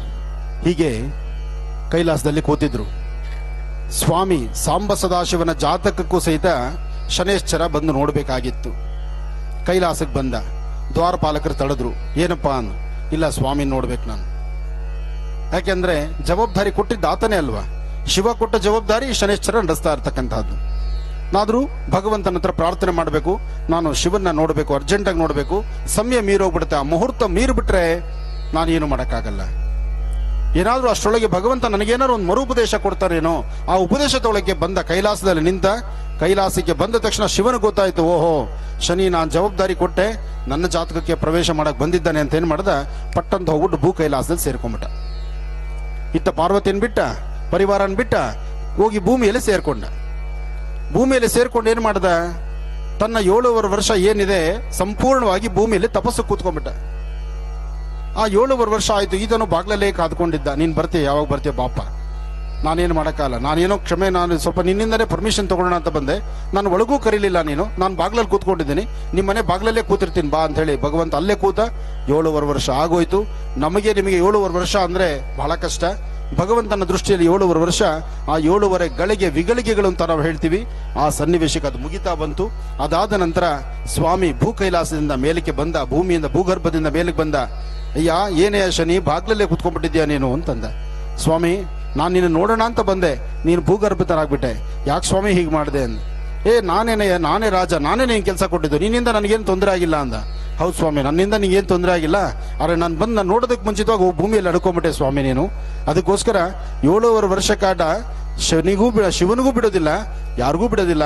ಆತ ಜಾತಕಕ್ಕೆ ಪ್ರವೇಶ ಆದ ಅಂದ್ರೆ ಕಂಪ್ಲೀಟಾಗಿ ಅದು ಅನುಭವಿಸಲೇಬೇಕು. ಗಿರಿಸ್ವಾಮಿಯವರು ಇವಾಗಂತೂ ಇಷ್ಟು ಜನಕ್ಕೆ ಔಷಧಿ ಕೊಟ್ಟಿದ್ದಾರೆ. ಇಷ್ಟು ಜನಕ್ಕೆ ಔಷಧಿ ಕೊಟ್ಟಿದ್ದಾರೆ ಅಂದ್ರೆ ಬಹುಶಃ ಅವರವರ ಜಾತಕದಲ್ಲಿ ಬಹುಶಃ ಶನಿ ಬಂದು ಹೊರಡುವಂತ ಕಾಲ, ಬಿಟ್ಟು ಹೋಗುವಂತ ಕಾಲ, ಆ ಕುಟುಂಬಗಳಲ್ಲಿ ನೆಮ್ಮದಿ ಕಾಣುವಂತ ಕಾಲ, ಆ ದಾಂಪತ್ಯ ಜೀವನ ಸರಿಯಾಗಿ ಸಂತೃಪ್ತಿಯಾಗಿ ನಡೆಸುವಂತ ಕಾಲ, ಅದು ಅಂತಹ ಕಾಲಕ್ಕೆ ಇಲ್ಲಿಗೆ ಬರುವಂತದ್ದು. ಆ ಒಂದು ವಿಶೇಷವಾಗಿರ್ತಕ್ಕಂಥ ಮಹಾಪ್ರಸಾದದಿಂದ ಅವರ ಕುಟುಂಬಕ್ಕೆ ಸಿದ್ಧಿ ಆಗುವಂಥದ್ದು. ಆಗ್ಲಿ, ಒಳ್ಳೇದಾಗ್ಲಿ, ಶುಭವಾಗ್ಲಿ. ಇನ್ನು ಕಾಯಕವನ್ನು ಶುರು ಮಾಡೋಣ. ಎಲ್ಲರೂ ಅರಳಿ ಎಲೆ ತಂದಿದ್ರೆ ಆ ಅರಳಿ ಎಲೆನ ಒಂದ್ಸತಿ ತೋರಿಸಿ. ಪಾಪ ಎಲ್ಲ ಬೆಳಗ್ಗೆ ಹಾಕಿರೋ ಎಲೆ ಆನಂದ್ ಗುರುಜಿ ತರ ಬಾಡ್ ಕೂತ್ಕೊಂಡ್ಬಿಟ್ಟಿದೆ ಎಲ್ಲ. ಏನ್ ಮಾಡ್ತೀರಿ? ಆಗ್ಲೇ ನಮ್ಮ ಶಂಕರ್ ರೇಂಜ್ ಆಫೀಸರ್ ಹೇಳ್ತಿದ್ರು ಸುತ್ತಮುತ್ತ ಫಾರೆಸ್ಟ್ ಇದೆ ಅಂತ. ನಾಳೆ ಬೆಳಗ್ಗೆ ಹೋಗಿ ತಿರುಗಿ ಅದು ಕೊಡ್ಲಿ ಹಾಕ್ಬೇಡಿ. ಒಂದು ಗಿಡವನ್ನ ಸಂರಕ್ಷಣೆ ಮಾಡ್ಬೇಕು ನಾವು. ಈಗ ಬೇಸಿಗೆ ಕಾಲ, ಆದಷ್ಟು ನಿಮ್ಮ ಮನೆಗಳ ಹತ್ರ ಪಕ್ಷಿಗಳಿಗೆ, ಪ್ರಾಣಿಗಳಿಗೆ ನೀರು ಕೊಡಬೇಕು. ಯಾರೇ ಹಸಿವು ಅಂತ ಬಂದ್ರೆ ಒಂದು ತನ್ನ ಹಾಕಿ. ನೀವು ಹೊಟ್ಟೆ ತುಂಬಾ ಸಾಕು ಅನ್ನೋದು ಅನ್ನದಲ್ಲಿ ಮಾತ್ರ. ನೀವೊಂದು ಚಿನ್ನದ ಸರ ಮಾಡಿಸ್ಕೊಟ್ರೆ, ಒಂದು ಪಟವಾಳಿ ವಸ್ತ್ರ ಕೊಟ್ರೆ, ರೇಷ್ಮೆ ಸೀರೆ ನಿಮಗೆ ಅಂತ ನಿಮ್ಮ ಯಜಮಾನರು ತಂದು ಕೊಟ್ಟರು ಸೀರೆನ ನೀವು ಇನ್ನೊಬ್ರು ದಾನವ ಕೊಟ್ರೆ ಸಾಕು ಅನ್ನಲ್ಲ. ಹಸಿದು ಬಂದ ವ್ಯಕ್ತಿಗೆ ಇಷ್ಟು ಅನ್ನವನ್ನ ಹಾಕ್ಬಿಟ್ರೆ ಅಬ್ಬಾ ತೃಪ್ತಿ ಆಯ್ತಮ್ಮ, ಸಾಕಮ್ಮ, ಸಾಕು ತಾಯಿ, ಬೇಡಮ್ಮ, ಆ ಬೇಡ ಸಾಕು ಇದೆಲ್ಲ ಬರೋದು ಅನ್ನಕ್ಕೆ. ನಿಮ್ ಸೀರೆ ಕೊಡಿ, ಚಿನ್ನ ಬೆಳ್ಳಿ ಕೊಡಿ, ಪಕ್ಕದಲ್ಲಿ ಒಂದಷ್ಟು ಜಮೀನಿದೆ ಬರ್ಕೊಡಿ, ಸ್ವಾಮಿಗಳಿಗೆ ಒಂದು 5 ಎಕರೆ ಮಠಕ್ಕೆ ಜಾಗ ಬರೀತೀವಿ ಅಂದ್ರೂ ಸಾಕು ಅಂತ ಹೇಳಲ್ಲ. ಪಕ್ಕದಲ್ಲಿ ಅರಣ್ಯ, ಆ ಕಡೆ ಅರಣ್ಯದ ಹತ್ರಕ್ಕೆ ಬರೀರಿ, ನಾವು ನಾಳೆ ಬೆಟ್ಟಕ್ಕೆ ಅಲ್ಲಿ ಹೋಗಿ ಮೇಲೆ ಕುತ್ಕೋತೀವಿ ಅಂತ ನಾವೂ ಹೇಳ್ತೀವಿ. ಅವ್ರು ಹೇಳೋದಲ್ಲ, ನಾನೇ ಹೇಳ್ತೀನಿ. ಅದಕ್ಕೆ ನಂಗೆ ಯಾರು ಜಾಗ ಕೊಟ್ಟಿಲ್ಲ. ವಿಶೇಷವಾದ ಕಾರ್ಯಕ್ರಮ, ಅರ್ಥ ಮಾಡ್ಕೊಳ್ಬೇಕು. ನಾನು ಈ ಹಿಂದೆ ಹೇಳಿದ್ದೇನೆ ಈ ತಂತ್ರಸಾರ ಮಾಡಿದ್ರೆ ಏನೆಲ್ಲ ಲಾಭ ಅಂತ. ಇದಕ್ಕೆ ಆ ಎಲೆ ಮೇಲೆ ಅರಿಶಿಣ ಕೊಂಬು ನಾನು ಹೇಳಿದ್ದೆ. ಅರಿಶಿಣದ ಕೊಂಬನ್ನ ಅದರ ಮೇಲೆ ಇಡಿ, ಒಂದು ವೃತ್ತಾಕಾರವನ್ನು ಹಾಕಿ, ಅದರ ಮಧ್ಯದಲ್ಲಿ ತ್ರಿಕೋನವನ್ನು ಬರೀರಿ. ತ್ರಿಕೋನದ ಮಧ್ಯದಲ್ಲಿ ಒಬ್ಬೊಬ್ರು ಬಹಳ ಸ್ಪೀಡಾಗಿ ಬರೆದು ಬಿಡ್ತಾರೆ. ಯಾಕೆಂದ್ರೆ ವರ್ಷದ 365 ದಿವಸ ಮಹರ್ಷಿವಾಣಿ ಕಾರ್ಯಕ್ರಮ ನೋಡ್ತಾರೆ. ನಾವು ಹೇಳೋ ತ್ರಿಕೋನ, ನಕ್ಷತ್ರ, ವೃತ್ತಾಕಾರ, ಬೀಜಾಕ್ಷರಿ ಮಂತ್ರ ಎಲ್ಲವನ್ನೂ ಹೇಳ್ತಾರೆ. ಈಗ ತ್ರಿಕೋನ ಆಯ್ತಮ್ಮ, ತ್ರಿಕೋನದ ಮಧ್ಯದಲ್ಲಿ ಒಂದು ನಕ್ಷತ್ರ ಬರೀರಿ. ಬ್ರಹ್ಮ ವಿಷ್ಣು ಮಹೇಶ್ವರನ್ನ ನೀವು ಪ್ರಾರ್ಥನೆ ಮಾಡ್ಕೊಳ್ಳಿ.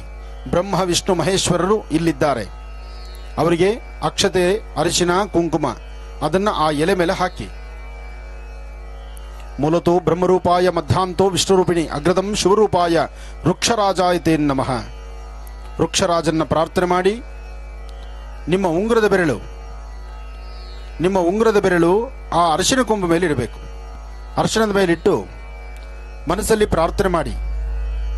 ನಿಮ್ಮ ಪ್ರಾರ್ಥನೆ ನಿಮ್ಮ ಮನೆ ದೇವರು ಗಣಪತಿ, ಶನೇಶ್ವರ, 3 ದೇವತೆಗಳನ್ನ, 3 ದೇವರನ್ನು ಸಹಿತ ನಾವು ಪ್ರಾರ್ಥನೆ ಮಾಡಿ, ನಾವು ಇವತ್ತು ಮಾಡ್ತಿರ್ತಕ್ಕಂಥ ಈ ಕಾಯಕ, ಈಗ ನಾವು ಹೇಳುವಂತಹ ಈ ಬೀಜಾಕ್ಷರಿ ಮಂತ್ರ ನಮ್ಮ ಯಶಸ್ಸಿಗೆ ದಾರಿಯಾಗಬೇಕು.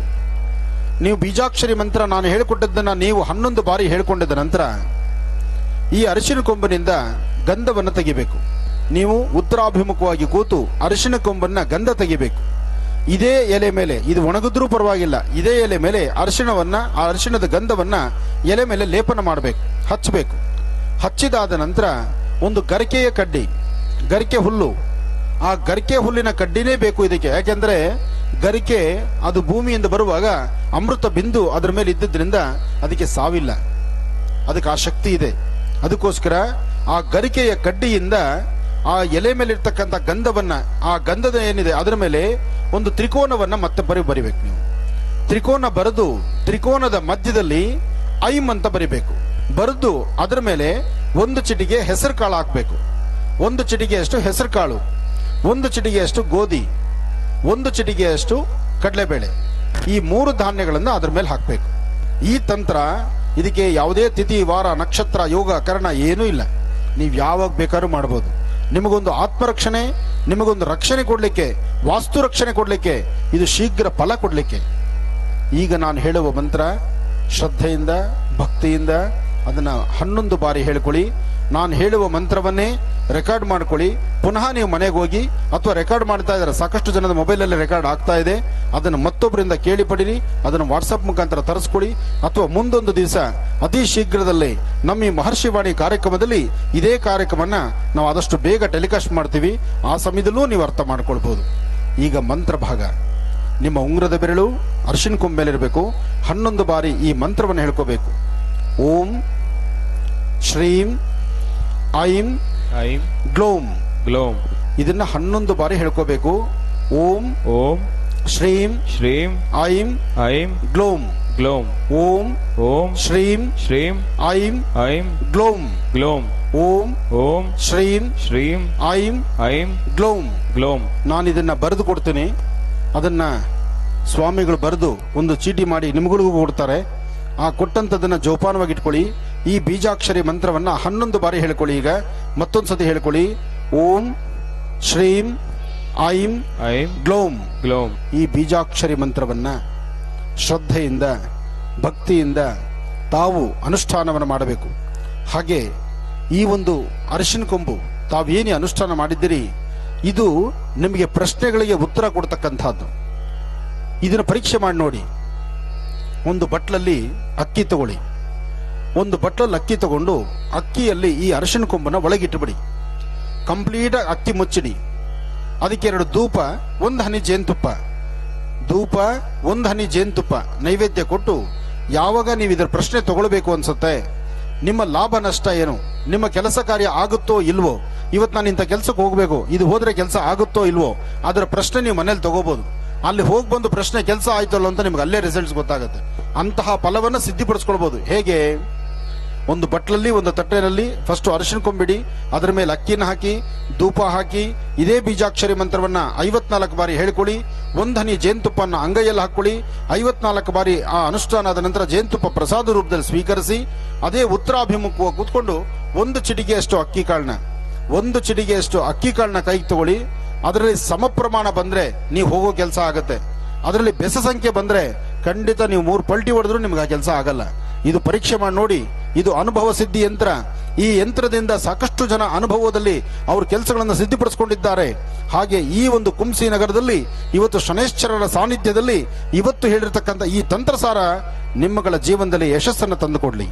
ಒಳ್ಳೆಯದಾಗ್ಲಿ. ಓಂ ಶಿವಾಯ ನಮಃ, ಓಂ ಮಹೇಶ್ವರಾಯ ನಮಃ, ಓಂ ಶಂಭವೇ ನಮಃ, ಓಂ ದಿನಾಕಿನೇ ನಮಃ, ಓಂ ಶಶಿಶೇಖರಾಯ ನಮಃ, ಓಂ ಗುರುತ್ರೇ ನಮಃ, ಓಂ ನೀಲಲೋಹಿತಾಯ ನಮಃ, ಓಂ ಖಡ್ಗಾಂಗಿನೇ ನಮಃ, ಓಂ ಶೂಲಪಾಣೇ ನಮಃ, ಓಂ ಮಹಾಮೂರ್ತೇ ನಮಃ, ಅಷ್ಟಸಿದ್ಧಯೇ ನಮಃ, ಓಂ ಮೂಲ ಪ್ರಕೃತೇ ನಮಃ, ಓಂ ಹೃದಯ ನಮಃ, ಓಂ ವಿದ್ಯಾಯ ನಮಃ, ಸರ್ವಭೂತೇವತಾಯ ನಮಃ, ಶ್ರದ್ಧಾಯ ನಮಃ, ಓಂ ವಿಭೂತ್ಯೇ ನಮಃ, ಓಂ ಸುರಭ್ಯೇ ನಮಃ, ಓಂ ಪರಮಾತ್ಮಕೇ ನಮಃ, ಓಂ ವಾಚೇ ನಮಃ, ಓಂ ಪದ್ಮಾರಯೇ ನಮಃ, ಓಂ ಶುಚೇ ನಮಃ, ಓಂ ಸ್ವಾಹಾಯ ನಮಃ, ಓಂ ಸುಧಾಯ ನಮಃ, ಓಂ ರಮ್ಯಾಯ ನಮಃ, ಓಂ ಪ್ರಾಕಾರಾಯ ನಮಃ, ಓಂ ಲಲಿತಾಯ ನಮಃ, ಓಂ ದುರ್ಗೇ ನಮಃ, ಓಂ ಗಣಪತೇ ನಮಃ, ಓಂ ಬ್ರಾಹ್ಮೇ ನಮಃ, ಓಂ ಮಹೇಶ್ವರೇ ನಮಃ, ಓಂ ಕೌಮಾರ್ಯೇ ನಮಃ, ಓಂ ವೈಷ್ಣವ್ಯೇ ನಮಃ, ಓಂ ವಾರಾಕ್ಯೇ ನಮಃ, ಓಂ ಇಂದ್ರಾಣ್ಯೇ ನಮಃ, ಓಂ ಚಾಮುಂಡಾಯ ನಮಃ, ಓಂ ಸಿದ್ಧಲಕ್ಷ್ಮೇ ನಮಃ, ಓಂ ಮೋಕ್ಷಲಕ್ಷ್ಮೇ ನಮಃ, ಓಂ ಶ್ರೀಂ ಜಯಲಕ್ಷ್ಮೇ ನಮಃ, ಓಂ ಶ್ರೀಂ ಮಹಾಕಾಳಿ ಮಹಾಲಕ್ಷ್ಮೀ ಸಮೇತ ಶ್ರೀಮದ್ ಮಹಾಲಲಿತಾಂ ಬಾಲಾ ತ್ರಿಪುರ ಸುಂದರಿ ದೇವತಾಭ್ಯೋ ನಮಃ.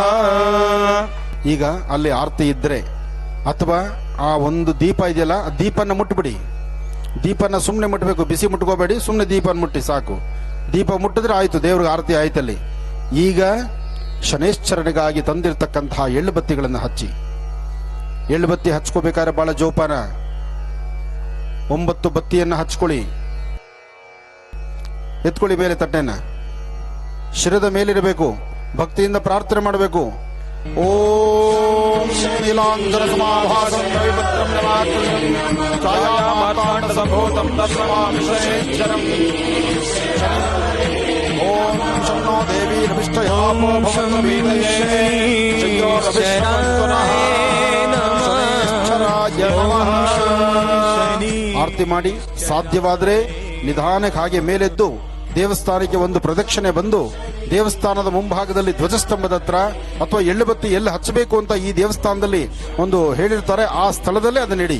ಎಲ್ಲೂ ಎಲ್ಲಂದ್ರಲ್ಲಿ ದೇವರ ದೀಪಗಳನ್ನು ಇಡಬೇಡಿ. ಕೈಗೆ ಎಣ್ಣೆ ಆಗಿರೋ ತೆಗೆದು ಗೋಡೆಗೆ ಹಚ್ಚಬೇಡಿ. ತೀರ್ಥ ಕೊಟ್ಟ ತಕ್ಷಣ ಪಕ್ಕದವರ ಬಟ್ಟೆಗೆ ಒರೆಸ್ಕೋಬೇಡಿ. ಕುಂಕುಮ ಹಣೆಗೆ ಇಚ್ಕೊಂಡು ಉಳಿದಿರೋ ಕುಂಕುಮನ ಇನ್ನೊಬ್ಬರಿಗೆ ಹಚ್ಚಬೇಡಿ. ಇಷ್ಟು ಕೆಲಸ ಮಾಡಿ ಬನ್ನಿ. ಎಲ್ಲರೂ ಅಲ್ಲಿ ನಿಂತ್ಕೊಳ್ಳಿ, ನಾನು ಬರ್ತೀನಿ ನಿಮ್ಮೊಂದಿಗೆ. ನಾನು ಸ್ವಾಮಿಗಳೆಲ್ಲ ಬರ್ತೀವಿ.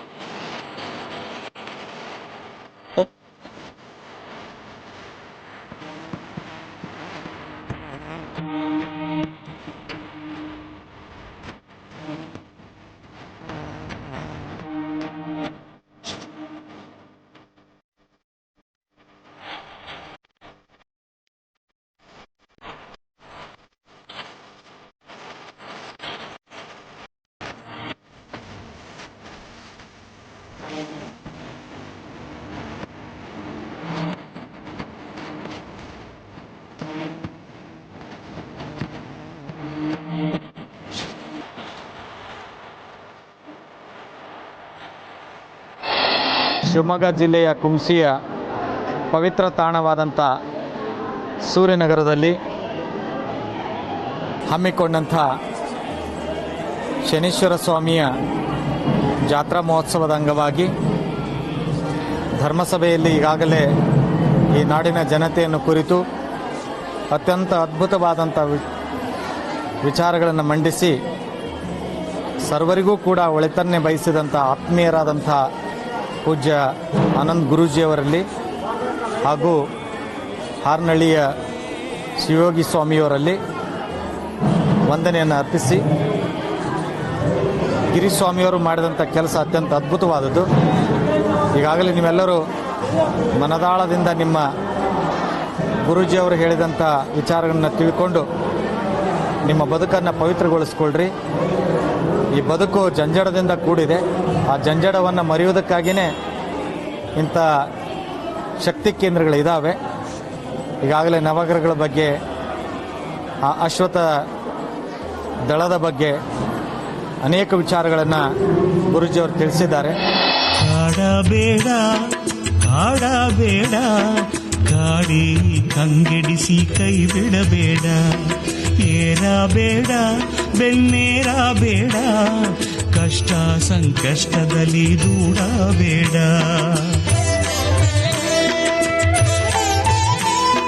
ನಿನ್ನನ್ನೇ ನಂಬಿಹೆವು, ನಿನ್ನನ್ನೇ ಭಜಿಸುವೆವು,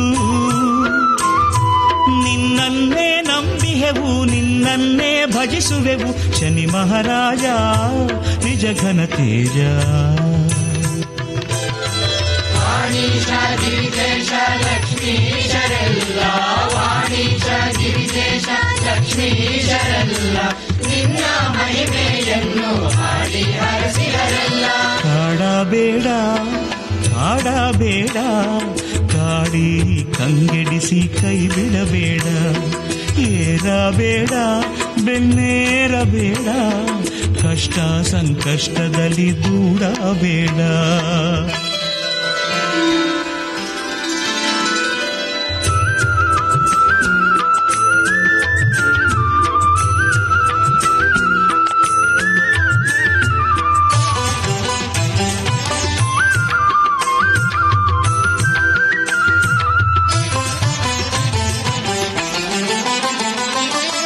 ನಿಜವಾನುಡಿದ ರಾಜ ಹರಿಶ್ಚಂದ್ರನನ್ನು, ರಾಜ್ಯಕೋಶ ತೊರೆದ ಶ್ರೀರಾಮನನ್ನು. ನಿಜವಾನುಡಿದ ರಾಜ ಹರಿಶ್ಚಂದ್ರನನ್ನು, ರಾಜ್ಯಕೋಶ ತೊರೆದ ಶ್ರೀರಾಮನನ್ನು, ಕಾಡಿನ ಪಾಲಾದ ಪಾಂಡವರನ್ನು. ಇದುವರೆಗೂ ನಾವು ಸೂರ್ಯಪುತ್ರ ನಗರ ಕುಂಸಿಯಲ್ಲಿ ನಡೆದಂತಹ ಶ್ರೀ ಶನೈಶ್ಚರ ಸ್ವಾಮಿಯ ಅದ್ಧೂರಿ ವಾರ್ಷಿಕೋತ್ಸವ ಸಮಾರಂಭದ ಕಾರ್ಯಕ್ರಮ ಹೇಗೆ ನಡೀತಾ ಇತ್ತು ಅಂತ ನೋಡಿದ್ವಿ. ಇನ್ನು ಈಗ ನೋಡುವಂಥದ್ದು ಇತ್ತೀಚೆಗಷ್ಟೇ ಡಾಕ್ಟರ್ ಮಹರ್ಷಿ ಆನಂದ್ ಗುರೂಜಿ ಅವರು ಬೆಂಗಳೂರಿನ ಕನಕಪುರ ರಸ್ತೆಯ ಕಗ್ಗಲೀಪುರಕ್ಕೆ ತೆರಳಿದ್ರು. ಅಲ್ಲಿ ಶ್ರೀನಿವಾಸ ಕಲ್ಯಾಣೋತ್ಸವವನ್ನು ಬಹಳ ಅಚ್ಚುಕಟ್ಟಾಗಿ ಶಾಸ್ತ್ರೋಕ್ತವಾಗಿ ನೆರವೇರಿಸಲಾಯಿತು.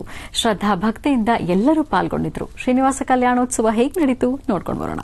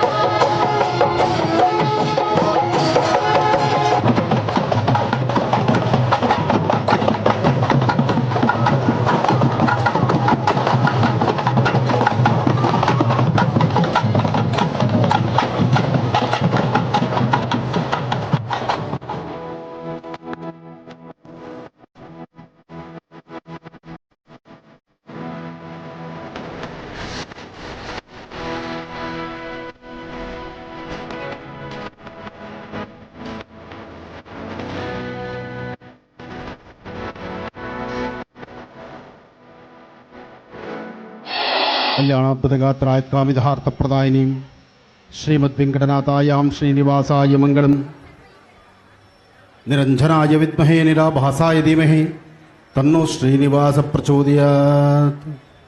ಇವತ್ತಿನ ಕಲ್ಯಾಣೋತ್ಸವದ ಕಾರ್ಯಕ್ರಮ ಬಹಳ ಅದ್ಧೂರಿಯುತವಾಗಿ, ಸುಂದರವಾಗಿ, ಸುಲಲಿತವಾಗಿ ಕಲಿಯುಗದಲ್ಲಿ ನಿತ್ಯ ಕಲ್ಯಾಣೋತ್ಸವ ಪ್ರಿಯನಾಗಿರ್ತಕ್ಕಂಥ ಭೂವೈಕುಂಠಪತಿ ಶ್ರೀನಿವಾಸನ ಕಲ್ಯಾಣೋತ್ಸವ ಬಹಳ ಅದ್ಧೂರಿಯುತವಾಗಿ ನಡೀತಿದೆ. ಸಾಂಗೋಪಾಂಗವಾಗಿ ನಡೀತಿರ್ತಕ್ಕಂಥ ಈ ಕಲ್ಯಾಣೋತ್ಸವಕ್ಕೆ ಆಗಮಿಸಿರ್ತಕ್ಕಂಥ ಎಲ್ಲ ಭಕ್ತ ಮಹಾಶಯರಿಗೂ ಶ್ರೀನಿವಾಸನ ಅನುಗ್ರಹವಿರಲಿ. ಹಾಗೆ ಮನುಷ್ಯನ ದಿನದ 24 ಗಂಟೆಗಳಲ್ಲಿ ಸಾಕಷ್ಟು ಜಂಜಾಟದಲ್ಲಿರ್ತಕ್ಕಂಥವ್ರು ನಾವು ನೀವೆಲ್ಲರ. ಆದರೆ ನಮ್ಮ ಮನಸ್ಸನ್ನು ಭಗವಂತನ ಸಾನ್ನಿಧ್ಯದಲ್ಲಿಟ್ಟು ಶ್ರದ್ಧೆಯಿಂದ ಭಕ್ತಿಯಿಂದ ಭಗವಂತನ ಪ್ರಾರ್ಥನೆ ಮಾಡಿದ್ರೆ ಅಸಾಧ್ಯವಾದ ಯಾವುದೂ ಅಲ್ಲ, ಎಲ್ಲವೂ ಸಾಧ್ಯ. ಒಳ್ಳೆಯದಾಗಲಿ, ಶುಭವಾಗಲಿ. विष्णोर्यत्परमं पदं पर्याप्य अनन्तरायाय सर्वस्तोमोनिराष्ट्र उत्तममहर्भवति सर्वस्याब्धे सर्वस्य सिद्धे सर्वमेव तेनाप्नोति सर्वं जयति लक्ष्मीं क्षीरसमुद्रराजतनयां श्रीरङ्गधामेश्वरीं दासीभूत समस्तदेववनितां लोकैकदीपाङ्कुरां श्रीमन्मन्दगडाक्षलब्धविभव ब्रह्मेन्द्र गङ्गाधरां मां त्रैलोक्यकुटुम्बिनीं सरसिजां वन्दे मुकुन्दप्रियां मातर्नमामि कमले कमलायताक्षी श्रीविष्णुसुत्कमलवासिनी विश्वमातः क्षीरोदसे कमलकोमलगर्भगौरी लक्ष्मी प्रसीद सततं नमतां शरण्ये श्रियकान्ताय कल्याणनिधये निधयेत्तिनां श्रीवेङ्कटनिवासाय श्रीनिवासाय मङ्गलम्।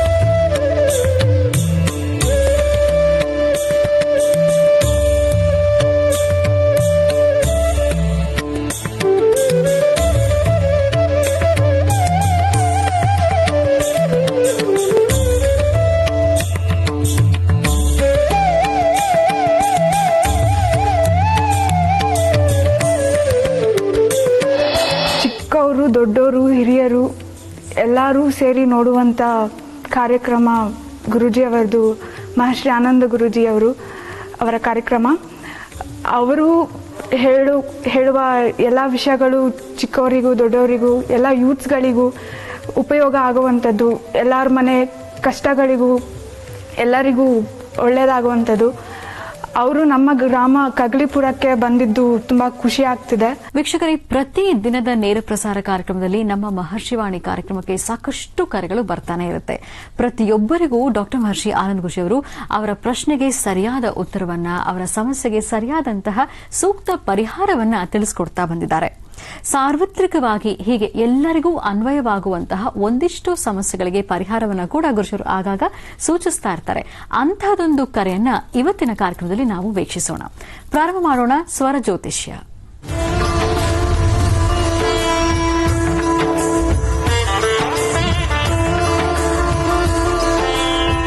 ಗುರುಜಿ, ನನ್ ಬಗ್ಗೆ ಕೇಳ್ಬೇಕಿತ್ತು. ಅಂದ್ರೆ ನನ್ನ ಫ್ಯೂಚರ್ ಬಗ್ಗೆ. ಅಂದ್ರೆ ನನಗೆ ಈ ಹಿಂದೆ ಅಂದ್ರೆ 7 ವರ್ಷದಿಂದ ಆಲ್ರೆಡಿ ಮದ್ವೆ ಆಗಿತ್ತು. ಅಂದ್ರೆ ನಾನು ಅವ್ರನ್ನ ಪ್ರೀತಿಸಿ ಮದ್ವೆ ಆಗಿದ್ದೆ. ಮಧ್ಯದಲ್ಲಿ 3 ವರ್ಷ ಅವ್ರ ಜೊತೆ ಸಂಸಾರ ಮಾಡಿದೆ. ಆಮೇಲಿಂದ ಅವ್ರಿಗೆ ಹಾರ್ಟ್ ಅಟ್ಯಾಕ್ ಆಗಿ ಅವರು ತೀರ್ಕೊಂಡ್ಬಿಟ್ರು. ಸೊ ಈಗ 4 ವರ್ಷದಿಂದ ಅಂದ್ರೆ ಸುಮ್ನೆ ಹೀಗೆ ಇದೀನಿ, ಅಪ್ಪ ಅಮ್ಮನ ಜೊತೆನಲ್ಲೇ ಇದೀನಿ, ನಡ್ಕೊಂಡು ಹೋಗ್ತಾ ಇದೆ ಹೇಗೋ. ಇವಾಗ ಯಾಕೋ ನಂಗೆ ಓಕೆ ಚಲೋ ನಂಗೆ ಆಸೆ ಬರ್ತಾ ಇದೆ, ಮದ್ವೆ ಆಗ್ಬೇಕು, ನಂದೇ ಆದಂತ ಒಂದು ಫ್ಯಾಮಿಲಿ ಇರ್ಬೇಕು ಅನ್ನೋ ತರ ಎಲ್ಲ ಆಸೆ ಅಂತ ಆಗ್ತಿದೆ. ನಾನು ಕೂಡ ಒಬ್ರನ್ನ ಇಷ್ಟ ಪಡ್ತಿದ್ದೀನಿ. ಬಟ್ ಅವ್ರದ್ ನಾನು ಏನೋ ಹೇಳ್ಕೊಂಡಿಲ್ಲ, ಹೇಳೋದಕ್ ನನಗ್ ಧೈರ್ಯನೂ ಇಲ್ಲ. ಸರಿನಾ ಇಲ್ವಾ ಅನ್ನೋದು ನನಗ್ ಗೊತ್ತಿಲ್ಲ. ಯಾಕಂದ್ರೆ ನನ್ನ ಜೀವನದಲ್ಲಿ ಆಲ್ರೆಡಿ ಹಿಂಗಾಗಿ ಇವಾಗ ಮತ್ತೊಬ್ರನ್ನ ನಾನು ಇಷ್ಟ ಪಡೋದಕ್ ನನಗೆ ಒಂಥರ ಮುಖ ಇಲ್ಲ. ಬಟ್ ನನಗೆ ಯಾಕೋ ಅವ್ರ ಜೊತೆ ಇರ್ಬೇಕು ಅಂತ ಎಲ್ಲ ಆಸೆ. ಅವ್ರು ನನ್ನ ಫ್ರೆಂಡ್ ಆಗೇ ನೋಡ್ತಿದ್ದಾರೆ. ಬಟ್ ಹೇಗೆ ಮುಂದೆ ಏನು ಅನ್ನೋದು ಗೊತ್ತಿಲ್ಲ. ಅಂದ್ರೆ ಮತ್ತೆ ಆಲ್ರೆಡಿ ಒಬ್ರನ್ನ ಪ್ರೀತಿಸಿ ಅವ್ರನ್ನ ಕಳ್ಕೊಂಡಿದೀನಿ, ಮತ್ತೆ ಪುನಃ ಹಂಗೆ ಆಗ್ಬಿಡತ್ತೆ ಅನ್ನೋ ತುಂಬಾ ಭಯ ಇದೆ. ಅಂಡ್ ನಾನೇ ಹೋಗಿ ಹೇಳ್ಕೊಳ್ಳೋದಕ್ಕೆ ನನಗೆ ಮನ್ಸಿಲ್ಲ. ಯಾವ ತರ ನನ್ನನ್ನ ಈ ಪ್ರಪಂಚ ನೋಡ್ಬಿಡತ್ತೆ, ಇವಳಿಗೆ ಯಾಕೆ ಹಿಂಗೆ ಆಲ್ರೆಡಿ ವಿಧವೆ ಆಗಿದ್ದಾಳೆ, ಇವಳಿಗೆ ಮತ್ತೊಂದ್ಸತಿ ಪ್ರೀತಿ ಬೇಕಾ, ಅದು ಇದು ಅಂತೆಲ್ಲ ಈ ಪ್ರಪಂಚ ನನ್ನನ್ನು ಅನ್ಬಿಟ್ಟಿದೆ ಆಲ್ರೆಡಿ. ಸೊ ಆ ಒಂದು ಭಯದಿಂದ ನನಗೆ ಯಾರ ಹತ್ರನು ಹೇಳ್ಕೊಳ್ಳೋದಕ್ಕೂ ನನಗೆ ಇದ್ರ ಬಗ್ಗೆ ಇಷ್ಟ ಇಲ್ಲ. ಸೊ ಇವ್ರೊಬ್ರನ್ನ ನಾನು ತುಂಬಾ ಪ್ರೀತಿಸ್ತಾ ಇದ್ದೀನಿ, ತುಂಬಾ ಒಳ್ಳೆಯವರು ಅಂತ ಅನ್ಕೊಂಡಿದ್ದೀನಿ. ಸೊ ಹೇಗೆ ಏನಾದ್ರೂ ಮಧ್ಯದಲ್ಲಿ ದೋಷ ಗೀಷ ಇದೆಯಾ ಅಥವಾ ಏನಾದ್ರೂ ಯಾರು ಮಾಡ್ಸಿದಾರ ಏನ್ ಅನ್ನೋದೇ ಗೊತ್ತಿಲ್ಲ. ಈ 7 ವರ್ಷದಲ್ಲಿ ತುಂಬಾ ನೋಡ್ಬಿಟ್ಟಿದೀನಿ, ತುಂಬಾ ಒಂಥರ ನೋಡ್ಬಿಟ್ಟಿದ್ದಾರೆ ಪ್ರಪಂಚ ನನ್ನನ್ನ. ಸೊ ಇನ್ ಮುಂದೆ ಹೇಗೆ ಇವ್ರ ಜೊತೆ ಆಗತ್ತೋ ಇಲ್ವೋ, ನಿಮ್ ಹತ್ರ ಒಂದ್ಸತಿ ಕೇಳ್ಕೊಳ್ಳೋಣ. ನೀವ್ ಹೇಳಿದ್ರೆ ನನ್ಗೂ ಒಂಥರ ಒಂದ್ ಸಮಾಧಾನ ಏನಾದ್ರು ಇತ್ತು ಅಂತಂದ್ರೆ ಅದಕ್ಕೊಂದ್ ಪರಿಹಾರ ಏನಾದ್ರು ತಿಳಿಸ್ಕೊಡ್ತೀರಾ ಗುರುಜಿ? ಮಗು, ನಿನ್ನ ಸಮಸ್ಯೆ, ನೀನು ಹೇಳ್ಕೊಡ್ತಿರ್ತಕ್ಕಂಥ ಈ ನೋವು, ಬಹುಶಃ ನಿನ್ನಂತ ತಾಯಂದ್ರು ಸಾಕಷ್ಟು ಜನ ಈ ನೋವು ಅನುಭವಿಸ್ತಾ ಇದ್ದಾರೆ. ಇಲ್ಲಿ ಮೊದಲನೇದಾಗಿ ಇಲ್ಲಿ ಮೂರು ಪ್ರಶ್ನೆಗಳು ಉದ್ಭವ ಆಗುತ್ತೆ. 3 ಪ್ರಾಂತ್ಯ ಅಂದ್ರೆ ನಿನ್ನ ಇಷ್ಟೂ ಮಾತಲ್ಲಿ 3 ಪ್ರಶ್ನೆ ಪ್ರಧಾನವಾಗಿರ್ತಕ್ಕಂಥದ್ದು. ಮೊದಲನೇದು, ಗಂಡ ಮದುವೆ ಆಯಿತು, ಒಂದಷ್ಟು ದಿವಸ ನಿಮ್ಮ ದಾಂಪತ್ಯ ಜೀವನ ಚೆನ್ನಾಗಿತ್ತು, ಅದಾದ ನಂತರ ವ್ಯಕ್ತಿಗೆ ಹಾರ್ಟ್ ಅಟ್ಯಾಕ್ ಆಗಿ ಅವರಂತೂ ಹೊರಟುಬಿಟ್ರು. ಹೊರಟಾದ್ಮೇಲೆ ನಿನ್ನ ಜೀವನ ಏನು, ನಿನ್ನ ಬದುಕೇನು, ಇಂತಹ ಬದುಕಲ್ಲಿ ನಿನ್ನ ಮುಂದಿನ ತೀರ್ಮಾನ ಏನ್ ತಗೋಬೇಕು ಎಂಬತಕ್ಕಂಥದ್ದನ್ನ ನಿನ್ನ ಚಿಂತನೆ ಇದೆ. ಆದ್ರೆ ಇದು ನೀನು ತೆಗೆದುಕೊಳ್ಬೇಕಾಗಿರ್ತಕ್ಕಂಥ ಅಥವಾ ತೆಗೆದುಕೊಳ್ಬೇಕು ಅಂತಿರ್ತಕ್ಕಂಥ ಈ ಚಿಂತನೆ, ಇದು ಸರಿಯಾ ತಪ್ಪ ಎಂಬತಕ್ಕಂಥದ್ದನ್ನ ಯಾರ ಮುಂದೆ ಇಡ್ತೀಯಮ್ಮ? ಯಾರ ಮುಂದೆ ಇಟ್ಟರು ಸಹಿತ ಅವರ ನಾಲಿಗೆ ರುಚಿಗೋಸ್ಕರ ಮಾತಾಡೋರು ಇರ್ತಾರೆ ವಿನಃ ನಿನ್ನ ಹಸಿವನ್ನ, ನಿನ್ನ ಬೇಕು ಬೇಡವನ್ನ ಅಥವಾ ನಿನ್ನ ಜೀವನಕ್ಕೆ ಬೇಕಾಗಿರ್ತಕ್ಕಂಥ ಒಂದು ಸೆಕ್ಯೂರಿಟಿ ಲೈಫ್ನ ಯಾರೂ ಕೊಡೋದಿಲ್ಲ. ಎಲ್ಲರೂ ಬಾಯಿ ರುಚಿಗೆ, ನಾಲಿಗೆ ರುಚಿಗೆ ಏನ್ ಬೇಕಾದ್ರೂ ಮಾತಾಡ್ತಾರೆ. ಅಯ್ಯೋ ನಿನ್ ಜೀವನ ಆಗೋಯ್ತು, ಅಯ್ಯೋ ನೀನು ಒಂದು ಮದುವೆ ಆಯ್ತು, ಆ ಗಂಡನ ತಿಂದ್ಕೊಂಡ್ಬಿಟ್ಟಿದ್ಯಾ, ಅಯ್ಯೋ ನಿನ್ ಗಂಡ ಹೋದ, ಅಥವಾ ಹೀಗೆ ಹೋದ್ಮೇಲೆ ಸಮಾಜ ನಿನ್ ಮದುವೆ ಆದ್ರೆ ನಾಳೆ ಸಹ ಇನ್ನೊಬ್ಬಳನ್ನ ಮದುವೆ ಆದ್ರೂ ಆ ಜೀವನ ಏನಾಗುತ್ತೋ, ಇನ್ನೊಂದು ಮದುವೆ ಆದ್ಮೇಲೂ ಸಹಿತ ಏನಾಗುತ್ತೋ ಅಂತ ಹೇಳುವಂತ ತಾಕತ್ ಯಾರಿಗಿದೆ ತಾಯಿ? ನಿನಗೇ ಇಲ್ಲ. ಅದು ಇನ್ನೊಬ್ಬರ ಬದುಕು, ಇನ್ನೊಬ್ಬರ ಜೀವನ, ಇನ್ನೊಬ್ಬರ ಕಡೆಗೊಳ್ಳತಕ್ಕಂಥ ಆ ಸುಂದರವಾದ ಕ್ಷಣ ಅನ್ಕೊಳ್ಳೋಣ ಅಥವಾ ಕಷ್ಟದ ಕ್ಷಣ ಅನ್ಕೊಳ್ಳೋಣ, ಆ ಕ್ಷಣ ನಿನಗ್ ಗೊತ್ತಾ? ನಿನ್ನ ಗಂಡ ನೀ ತರ 3-4 ವರ್ಷಕ್ಕೆ ಹೋಗ್ತಾರೆ ಅಂತ ನಿನಗೆ ಗೊತ್ತಿತ್ತಮ್ಮ? ಇಲ್ಲ ಗುರುಜಿ. ಅಂತಹ ಆ ಕ್ಷಣವನ್ನ ಯಾರೂ ಕಂಡುಕೊಳ್ಳಕ್ ಆಗದಿದ್ದನ್ನ ಮುಂದೆ ಹೀಗಾಗ್ಬೋದಾ ಅಂತಕ್ಕಂಥದ್ದು ಚಿಂತನೆ ಮಾಡ್ತಕ್ಕಂಥದ್ದು ತಪ್ಪಲ್ವಾ? ಹೌದು. ಅಂದ್ರೆ ನನಗ ಭಯ ಇದೆ ತುಂಬಾ. ಹೇಳ್ಕೊಂಡ್ಬಿಟ್ರೆ ಎಲ್ಲಿ ನನ್ನ ವಿದ್ವೆ ಅಂತ ಕರೆದು ನಂಗೆ ಆಲ್ರೆಡಿ ಅದ್ ತಲೆ ತುಂಬಿಟ್ಟಿದ್ದಾರೆ ಜನ, ನೀನ್ ವಿದ್ವೆ ಅನ್ನೋದು ಅಂತ. ಸೊ ನನಗೆ ಯಾರ ಮೇಲೂ ಆಸೆ ಪಡೋದಕ್ಕೂ ಒಂಥರ ಬೇಜಾರಾಗ್ತಿತ್ತು. ಇಷ್ಟು ವರ್ಷದಿಂದ, ಈಗ 4 ವರ್ಷದಿಂದ ಹೀಗೆ ಇದ್ದೆ. ಬಟ್ ಇವಾಗ ಯಾಕೋ ಆ ಆಸೆ ಮತ್ತೆ ಹುಟ್ಟಿದೆ. ಸೊ ಅದೇನಾಗತ್ತೆ ಅಂತ ಗೊತ್ತಿಲ್ಲ. ಅದಕ್ಕೆ ಕೇಳೋಣ ಅಂದ್ಬಿಟ್ಟು. ಮಗು, ನಾನೊಂದು ಮಾತು ಹೇಳ್ತೇನೆ ಕೇಳು. ಪ್ರತಿ ವಸಂತ ಕಾಲದಲ್ಲಿ, ಪ್ರತಿ ವರ್ಷದ ವಸಂತ ಕಾಲದಲ್ಲಿ ಹೊಸ ಸೊಬಗನ್ನ ಕೊಡ್ತಕ್ಕಂಥದ್ದು ಈ ಪ್ರಕೃತಿಯ ಧರ್ಮ. ಪ್ರತಿ ಒಂದು ಗಿಡ ಮರಗಳು ಸಹಿತ ತನ್ನ ಎಲೆ ಬಳ್ಳಿಗಳನ್ನ, ಹೂಗಳನ್ನ, ಸುಂದರವಾದಂತ ತನ್ನ ವೃಕ್ಷದ ಆಕಾರ ಅಲಂಕಾರವನ್ನ ಎಲ್ಲವನ್ನು ಸಹಿತ ಮೈದೊರೆದು ಕೂತ್ಕೊಳ್ತೆ. ಪುನಃ ವಸಂತ ಕಾಲ ಬಂದ್ರೆ ಎಲ್ಲವೂ ಸಹಿತ ಹೊಸ ಚಿಗುರು ತೋರಿಸುತ್ತೆ. ಎಂತಹವ್ರನ್ನು ನೋಡಿದ್ರೆ ಒಂದು ಆಕರ್ಷಣೆ ಮಾಡುತ್ತೆ. ಒಂದು ಗಿಡ ಮರಗಳಲ್ಲೇ ಆಗಿದೆ ಅನ್ಬೇಕಾದ್ರೆ ಮನುಷ್ಯರಲ್ಲಿ ನಿಮಗೆ ಯಾಕಿರಬಾರ್ದು? ನೀನು ಆಸೆ ಪಡ್ತಾ ಇರತಕ್ಕಂಥದ್ದು ಖಂಡಿತ ತಪ್ಪಲ್ಲ. ನೀನು ನಿನ್ನ ಗಂಡ ಮನೆಯಲ್ಲಿದ್ದು ಆತನ ಜೊತೆ ಸಂಸಾರ ಮಾಡ್ತಾ ಆಗ ಇನ್ನೊಂದರ ಮೇಲೆ ಆಸೆ ಪಟ್ಟರೆ ಅದು ನಿಜಕ್ಕೂ ಹೇಳುವ ಅಕ್ಷಮ್ಯ ಅಪರಾಧ, ಅದು ಮಹಾಪರಾಧ ಅದು. ಆದರೆ ನಿನ್ನ ಪರಿಸ್ಥಿತಿ ಅದಲ್ಲ. ನೀನು ಸಂಪೂರ್ಣವಾಗಿ ಒಂದು ಹೊಸ ಬದುಕನ್ನ ಖಂಡಿತ ನೀನು ನೋಡ್ಬೋದು. ನಿನ್ನ ಜನ್ಮ ಕೊಟ್ಟಂತ ನಿನ್ನ ತಂದೆ ತಾಯಿಗಳು ನಿನಗೆ ಇಷ್ಟು ದಿವಸ ನೀನು ತಡವಾದಂತ ಬಂದಂತ ಈ ಆಲೋಚನೆಗೆ ಇಲ್ಲಿವರೆಗೂ ಬಿಟ್ಟು ಈ ಮುಂಚಿತವಾಗಿ ನಿನ್ನ ಬಗ್ಗೆ ಚಿಂತನೆ ಮಾಡಬೇಕಾಗಿತ್ತು. ಮುಂಚಿತವಾಗಿ ಚಿಂತನೆ ಮಾಡಿ ನಿನ್ನ ಜೀವನಕ್ಕೆ ಇನ್ನೊಂದು ದಾರಿ ಹುಡುಕಬೇಕಾಗಿತ್ತು. ಈ ಕೆಟ್ಟ ಸಮಾಜದಲ್ಲಿ ನೀನೊಬ್ಬಳು ಒಬ್ಬಂಟಿಗಳಾಗಿ ಬದುಕಲಿಕ್ಕೆ ಆಗುದಿಲ್ಲ. ಗಂಡ ಹೆಂಡತಿ ಜೊತೆಲಿ ಹೋಗ್ತಿದ್ರೇನೆ ಹೆಂಡತಿನ ಬೇರೊಂದು ತರ ನೋಡುವಂತ ನೀಚರು ಈ ರಾಕ್ಷಸರು ಇಲ್ಲಿದ್ದಾರೆ. ಅಂತವ್ರ ಮೇಲೆ ನೀನು ಒಬ್ಬ ಹೆಂಗಸಾಗಿ ಒಬ್ಬಂಟಿಗಳಾಗಿ ನೀನು ಸಮಾಜದಲ್ಲಿ ಓಡಾಡ್ಲಿಕ್ಕಾಗತ್ತಾ? ಸಮಾಜದಲ್ಲಿ ತಲೆ ಎತ್ಕೊಂಡು ತಿರುಗ್ಲಿಕ್ಕಾಗತ್ತಾ? ಯಾಕೆಂದ್ರೆ ಹೆಣ್ಣೇ ಶತ್ರು. ಇನ್ನೊಂದು ಹೆಣ್ಣು ಅರ್ಬೇರ್ಕಲ್ ಬಟ್ಟೆ ಹಾಕೊಂಡು ನೀಚ ಕೃತ್ಯದಿಂದ ಮಾಡ್ಕೊಂಡು ಏನೋ ಒಂದಷ್ಟು ತಪ್ಪುದಾರಿ ತುಳಿದು ಹೋಗ್ತಿರ್ತಕ್ಕಂಥ ಆ ಹೆಣ್ಣು ಮಕ್ಕಳನ್ನು ನೋಡೋ ದೃಷ್ಟಿ, ಸರಿಯಾದಂತ ಸಭ್ಯಸ್ಥ ಹೆಣ್ಣು ಮಕ್ಕಳನ್ನು ಸಹಿತ ಅದೇ ದೃಷ್ಟಿಯಲ್ಲಿ ನೋಡುವಂತ ಪರಿಸ್ಥಿತಿ ಇವತ್ತು ಸಾಕಷ್ಟು ಕಡೆ ಎದುರಾಗ್ತಾ ಇದೆ. ಇದಕ್ಕೆ ಯಾರಮ್ಮ ಕಾರಣ? ಇನ್ನೊಬ್ಬ ಹೆಣ್ಣುಮಗಳು ಸಹಿತ ಮೈತುಂಬ ಬಟ್ಟೆ ಹಾಕಿ ಒಂದು ಗರ್ತಿ ತರ ಒಂದು ಸೌಂದರ್ಯವಾಗಿ ಹೆಂಗಿರಬೇಕು ಒಂದು ಹೆಣ್ಣು ಸಂಸ್ಕೃತಿ ಸಂಪ್ರದಾಯಬದ್ಧವಾಗಿ ಇದ್ದಿದ್ರೆ ಇನ್ನೊಬ್ಬ ಹೆಣ್ಣುಮಗಳನ್ನ ಕೆಟ್ಟ ದೃಷ್ಟಿ ನೋಡ್ಲಿಕ್ಕೆ ಆಗ್ತಿತ್ತ ಈ ಸಮಾಜ? ನಾನು ಇದನ್ನೆಲ್ಲ ಮಾತಾಡಿದ್ರೆ ಬಹುಶಃ ಇನ್ನೊಬ್ಬ ಹೆಣ್ಮಗಳಿಗೆ ಮನಸ್ಸಿಗೆ ನೋವು ಆಗ್ಬೋದೇನೋ. ಇರ್ಲಿ, ಅದೀಗ ಬೇಡವಾದಂತ ವಿಚಾರ. ಆದ್ರೆ ನಿನ್ನ ವಿಚಾರದಲ್ಲಿ ನೀನ್ ತೆಗೆದುಕೊಂಡಿರ್ತಕ್ಕಂಥ ತೀರ್ಮಾನ ನಿಜಕ್ಕೂ ಒಳ್ಳೇದು. ಈ ತೀರ್ಮಾನ ತಪ್ಪಲ್ಲ. ಆದ್ರೆ ಇದನ್ನ ಮೀರಿರ್ತಕ್ಕಂತಹದ್ದು ನಿನ್ನ ಸ್ವರ ತರಂಗದಲ್ಲಿ ಇನ್ನೊಂದು ಸಮಸ್ಯೆ ಇದೆ. ಆದ್ರೆ ಈ ವಿಚಾರದಲ್ಲಿ ಸ್ಪಷ್ಟವಾಗಿ ನಿಮ್ಮ ತಂದೆ ತಾಯಿ ಜೊತೆ ಮಾತಾಡಿ ನನ್ನ ಮನಸ್ಸಲ್ಲಿರ್ತಕ್ಕಂಥದ್ದು ಇದು, ನಾನು ಈ ತೀರ್ಮಾನ ತಗೊಳ್ತಾ ಇದ್ದೇನೆ, ಇದಕ್ಕೆ ನಿಮ್ಮ ಆಶೀರ್ವಾದ ಬೇಕು, ನಿಮ್ಮ ಒಳ್ಳೆತನದ ನನ್ನ ಮಾತು ಬೇಕು, ಒಳ್ಳೆತನದ ಮಾತೇ ಬೇಕು, ನಿಮ್ಮ ಆಶೀರ್ವಾದ ಬೇಕು ಅಂತಲೇ ಕೇಳಬೇಕು. ಅದಕ್ಕೆ ಇನ್ನೊಂದು ಅವರ ನೆಗೆಟಿವ್ ಬೇಡ ನಮಗೆ. ಯಾಕೆಂದ್ರೆ ಜೀವನ ಹೋದಷ್ಟು ದಿವಸ ನಿಮ್ಮ ತಂದೆ ತಾಯಿ ನಿನ್ನ ಜೊತೆಲಿ ಇರ್ಲಿಕ್ಕೆ ಆಗಲ್ಲ. ಅಪ್ಪಿತಪ್ಪಿ ದುರಾದೃಷ್ಟವಶಾತ್ತು ನಿನ್ನ ಮನೆಯಲ್ಲಿ ನೀನೊಬ್ಬಳಲ್ದಿರ ನಿನ್ನ ಅಣ್ಣ ತಮ್ಮಂದಿರೋ ನಿನ್ನ ಅಕ್ಕ ತಂಗಿರೋ ಇನ್ನೂ 4 ಜನ ಇದ್ದು ಅಥವಾ ಇನ್ನೂ ಅಣ್ಣ ತಮ್ಮಂದಿರಿದ್ದು ಅವ್ರ ಮನೆ ನಿಮ್ಮ ಅಣ್ಣ ತಮ್ಮಂದಿರಿಗೆ ಮದುವೆ ಆಗಿ ನಿಮ್ಮ ಅತ್ತಿಗೆನೋ ನಾದ್ನೇನೋ ಮನೆಗೆ ಬಂದ್ರೆ ಆಗ ನಿನ್ನ ಬದುಕು ಖಂಡಿತ ಅರ್ಧ ಗಂಟೆ ಅಲ್ಲಿ ನಿಲ್ಲಕ್ಕೆ ಆಗುದಿಲ್ಲ. ನೀನು ನಾನು ಮೊದಲೇ ಹೇಳಿದೆ, ಹೆಣ್ಣಿಗೆ ಎಣ್ಣೆ ಶತ್ರು ಆಗ್ತಾಳೆ ಅಂತ. ನಿಮ್ಮ ಪ್ರಾರಂಭದಲ್ಲಿ ಎಷ್ಟೇ ಬಾಂಡಿಂಗ್ ಇರ್ಬೋದು, ಎಷ್ಟೇ ಬಾಂಧವ್ಯ ಇರ್ಬೋದು, ಕಾಲಕ್ರಮೇಣ ನಿನ್ನಲ್ಲೂ ಹುಡುಕ್ ಬರ್ಬೋದು, ನಿನ್ನ ಮನಸ್ಸು ಕೆಡಬಹುದು. ನಾಳೆ ದಿವಸ ನಿನ್ನ ಅಣ್ಣ ಅತ್ತಿಗೆನೋ ಅಥವಾ ನಿನ್ನ ತಮ್ಮ ನಾದ್ನೇನೋ ಅವ್ರೇನಾದ್ರೂ ಆಚೆ ಕಡೆ ಹೊರಟಾಗ ನಾನು ನನ್ನ ಗಂಡ ಇದ್ರೆ ಹೀಗೆ ಹೋಗ್ಬೋದಾಗಿತ್ತಲ್ಲ ಅನ್ನೋ ಮನಸ್ಸು ಬಂದರೂ ಸಹಿತ ಅಲ್ಲಿ ನೀನು ವಿಷ ಬೀಜ ಬಿತ್ತಂಗ ಆಯ್ತು. ಅದಕ್ಕೋಸ್ಕರ ನೀನು ಇಂತಹ ತಪ್ಪುಗಳು ಮಾಡ್ಕೊಳಕ್ ಹೋಗ್ಬೇಡ. ಆದಷ್ಟು ಬೇಗ ನೀನು ತಗೊಳ್ಳುವಂತ ತೀರ್ಮಾನ ತುಂಬಾ ಚೆನ್ನಾಗಿದೆ, ಒಳ್ಳೆ ತೀರ್ಮಾನ. ನೀನು ನಿಸ್ಸಂಕೋಚವಾಗಿ ನಿರ್ಭಯವಾಗಿ ಧೈರ್ಯದಿಂದ ಒಂದ್ ದಿವಸ ಹೇಳು. ಇದನ್ನ ಮನಸ್ಸಲ್ಲೇ ಇಟ್ಕೊಂಡು ಆಸೆ ಪಟ್ಕೊಂಡು ಅಯ್ಯೋ ನಾನು ಹೇಗಾಗ್ಬಿಡುತ್ತೋ, ನನ್ನ ಬಗ್ಗೆ ಏನ್ ತಪ್ಪು ತಿಳ್ಕೊಳ್ತಾರೋ, ನಾನು ಕೇಳ್ಬೋದೋ ಕೇಳಬಾರ್ದೋ ಏನೂ ಇಲ್ಲ. ನೀನು ಓಪನ್ ಆಗಿ ಹೇಳು, ನನ್ನ ಪರಿಸ್ಥಿತಿ ಹೀಗಿದೆ, ನಾನು ಹೀಗಾಗಿತ್ತು, ನಾನು ಈಗ ಮದುವೆ ಆಗಬೇಕು ಅಂತಿದ್ದೇನೆ, ನಾನು ನಿಮ್ಮನ್ನು ಇಷ್ಟಪಟ್ಟಿದ್ದೇನೆ, ನೀವು ನನ್ನ ಇಷ್ಟಪಡೋಂಗಿದ್ರೆ ಧೈರ್ಯವನ್ನು ಮುಂದೆ ಹೋಗಿ ಮದುವೆ ಆಗೋಣ.